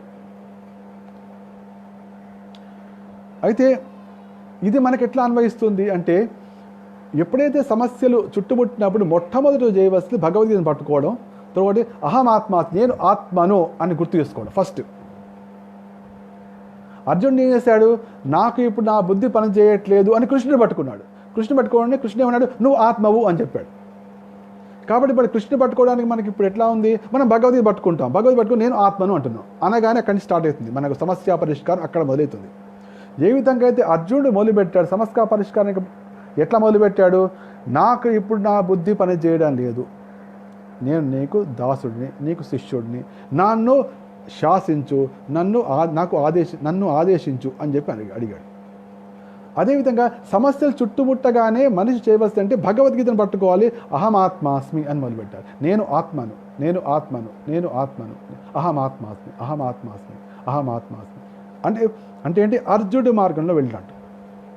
అంటే ఏంటి, సమస్యలని చుట్టుముట్టినాయి, ఇవన్నీ వచ్చినాయి కరెక్టే, కానీ లోపల ఉన్నటువంటి నేను మాత్రం శక్తిమంతుణ్ణి, నేను ఈ సమస్య నుంచి బయట పడగలను, నేను ఆత్మస్వరూపుణ్ణి, అహమాత్మాస్మి అనగానే అప్పుడు లోపల తోడుగా ఉన్నాడు కదా పరమాత్ముడు, అప్పుడు నీకు సరి అయినటువంటి మార్గదర్శనం అప్పుడు ఇస్తాడు. ఏ విధంగా అంటే దీని ద్వారా మనం గమనించవలసిన మార్గదర్శనం ఏంటంటే యూ షుడ్ నో, అంటే మనం తెలుసుకోవాలంటే నేను ఆత్మను అనే విషయాన్ని ఆ సమయంలో ముఖ్యంగా గుర్తు చేసుకోవాలి. సమస్య వెళ్ళినప్పుడు ముఖ్యంగా గుర్తు చేసుకోవాలి. కృష్ణ ఏమన్నా అంటే నువ్వు పారిపోవడం కాదు, పారిపోతే నువ్వు బతకచ్చు, కానీ అది సావు కంటే హీనం. నువ్వే అనుకుంటున్నావు వీళ్ళందరి మీద కరుణతో పారిపోతున్నావు అనుకుంటున్నావు, కానీ అందరూ ఉంటావు నువ్వు భయపడే పారిపోతున్నావు అనుకుంటారు. కాబట్టి యుద్ధంలో గనక జయిస్తే రాజ్యం లభిస్తుంది, యుద్ధంలో గనక మరణిస్తే స్వర్గం లభిస్తుంది. కాబట్టి తస్మాదుత్తిష్ట కౌంతేయ యుద్ధాయ కృత నిశ్చయక. ఇప్పుడు నీకు అర్థమైంది కదా. సపోజ్ యుద్ధంలో జయించావు, యుద్ధంలో జయిస్తే నీకు రాజ్యం లభిస్తుంది, సుఖాన్ని అనుభవిస్తావు. యుద్ధంలో మరణించావు, మరణించేది ఏంటి? మరణించేది నీ శరీరమే కదా, నీ ఆత్మ కాదు కదా. ఆత్మ అయితే నిత్యమని తెలుసుకున్నావు నువ్వు. కాబట్టి ఇంకా మీకు ఉత్తమమైన జన్మ లభిస్తుంది, నీకు స్వర్గం లభిస్తుంది. కాబట్టి యుద్ధాయ కృత నిశ్చయ. కాబట్టి ఆత్మతత్వంతో ముందుకు వెళ్ళు. అదేవిధంగా అనమాట, ఎప్పుడైతే సమస్యలు ఎదురైనప్పుడు మనం అహమాత్మాస్మి. భగవద్గీత ఉంది, నేను ఆత్మస్వరూపుణ్ణి. నాకు మార్గదర్శనం ఇవ్వడానికి హృదయంలోనే కృష్ణ పరమాత్మ రూపంలో ఉన్నాడు. చాలు, ఈ 3 విషయాలు చేస్తే చాలు, ముందుకు నిశ్చయంగా వస్తుంది. కృష్ణ చెప్పాడు మాట, విజయం రావడం నిశ్చయం. యుద్ధాయ కృత నిశ్చయ. కాబట్టి ఎప్పుడైతే నువ్వు ఇటువంటి లాభ నష్టాలు అనేవి పట్టించుకోకుండా ముందుకెళ్తావో అప్పుడు నీకు ఎటువంటి పాపం రాదు.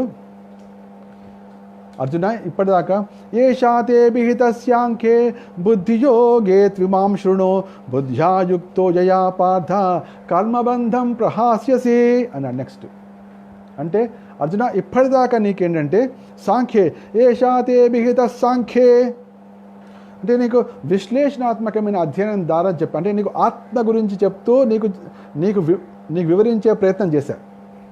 ఇప్పుడు నేనేం చేస్తా అంటే బుద్ధియోగే త్విమాం శృణు, ఇక నీకు బుద్ధి రూపంలో చెప్తా. అంటే ఏంటి చెప్పాక మీకు మన యొక్క అస్తిత్వంలో ఏమున్నాయి? పైనుంచి చూస్తే ఇదే చెప్తుంటా మీకు, ఎప్పుడు ఉన్నదే ఇదే కదా. పైన ఆత్మ, కింద బుద్ధి, కింద మనస్సు, కింద శరీరం.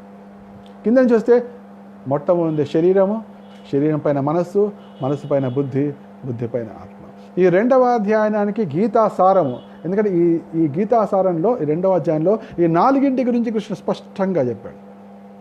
అందుకోసమే గీతాసారం. ఈ అధ్యాయాన్ని కనుక మనం మిస్ చేస్తే, ఈ 4 పట్టుకోకపోతే ఈ 4 గురించి ఎక్కడ తెలియదు. అయితే ఇప్పుడు ఈ 12వ శ్లోకం నుంచి 29వ శ్లోకం వరకు కృష్ణుడు ఆత్మ గురించి చెప్పేశాడు. ఆత్మ గురించి చెప్పి దాని యొక్క ప్రభావము, దాని యొక్క శక్తి, దాన్ని ఏ విధంగా నువ్వు వాడుకోవాలి, దాన్ని వాడుకోవడం నువ్వే కదా. దాన్ని వాడుకోవడం అది కొత్త విషయం కాదు, అది నువ్వే. అది యాక్చువల్గా నీ గురించి నీకు తెలియదు. దాన్ని పూర్తిగా నువ్వే అహమాత్మాస్మి అనుకుంటూ ఏ విధంగా నువ్వు ముందుకు వెళ్ళగలవు అని చెప్పి ఇప్పుడు ఆత్మ గురించి చెప్పడమేగా. ఇప్పుడు నేను బుద్ధితో అంటే నెక్స్ట్ విషయాన్ని మొదలు పెడుతున్నాడు. బుద్ధి యోగే త్విమాం శృణు. ఇప్పుడు బుద్ధి యోగం ద్వారా ఇప్పుడు నేను I'm going to tell you through intelligence. ఈ బుద్ధ్యయుక్తో యయాపాధ కర్మబంధం ప్రహాస్యసి. ఈ బుద్ధితో కూడిన వాడివి ఎప్పుడైతే ఉంటావో ఈ కర్మబంధం నుంచి బయటపడతావు అని చెప్తున్నాడు కృష్ణ. అయితే ఏం చెప్పాడు అనేది వచ్చే వారం చూద్దాం. అంటే ఇప్పటిదాకా మనం ఆత్మ గురించి చెప్పిన విషయం మనం తెలుసుకున్నాం. ఇప్పుడు 2వ విషయమైనటువంటి బుద్ధి గురించి భగవంతుడు చెప్పబోతున్నాడు. అది ఏం చెప్పబోతున్నాడు, దాని నుంచి మనం నేర్చుకోబోయేది ఏమిటి? ఆత్మ గురించి మనకు నేర్చుకున్నాం ఏంటి? నా అసలు కథ ఈ 18 శ్లోకాల్లో వచ్చిందనమాట. ఇప్పటిదాకా నేను అది ఇది ఏదో అనుకున్నా, కానీ నా అసలు కథ అది కాదు. నా ఆత్మకథ ఇందులో ఉంది అనమాట. 12వ శ్లోకం నుంచి 29వ శ్లోకం అవుతుందన్నమాట. అని ఎప్పుడైతే మనకు అర్థం అంటే ఒక విషయం అర్థమైంది. ఇప్పుడు బుద్ధియోగం ద్వారా బుద్ధియుక్తంగా మనం ఏ విధంగా చేయగలం కర్మలు, చేయడం ద్వారా మన కర్మబంధం నుంచి బయటపడతామో కృష్ణుడు చెప్పబోతున్నాడు. అది వచ్చే వారం మనం తెలుసుకుందాం. అప్పటిదాకా సెలవు. అందరూ కూడా ఆత్మతత్వంతో ఆత్మశక్తితో మెలుగుతారని వర్ధిల్లుతారని వాంఛిస్తూ అందరి నుంచి సెలవు తీసుకుంటున్నాను. శ్రీమద్ భగవద్గీతాకి శ్రీల ప్రభుపాద్కి జై. అహం ఆత్మాస్మి. శుభమస్తు. విజయోస్తు.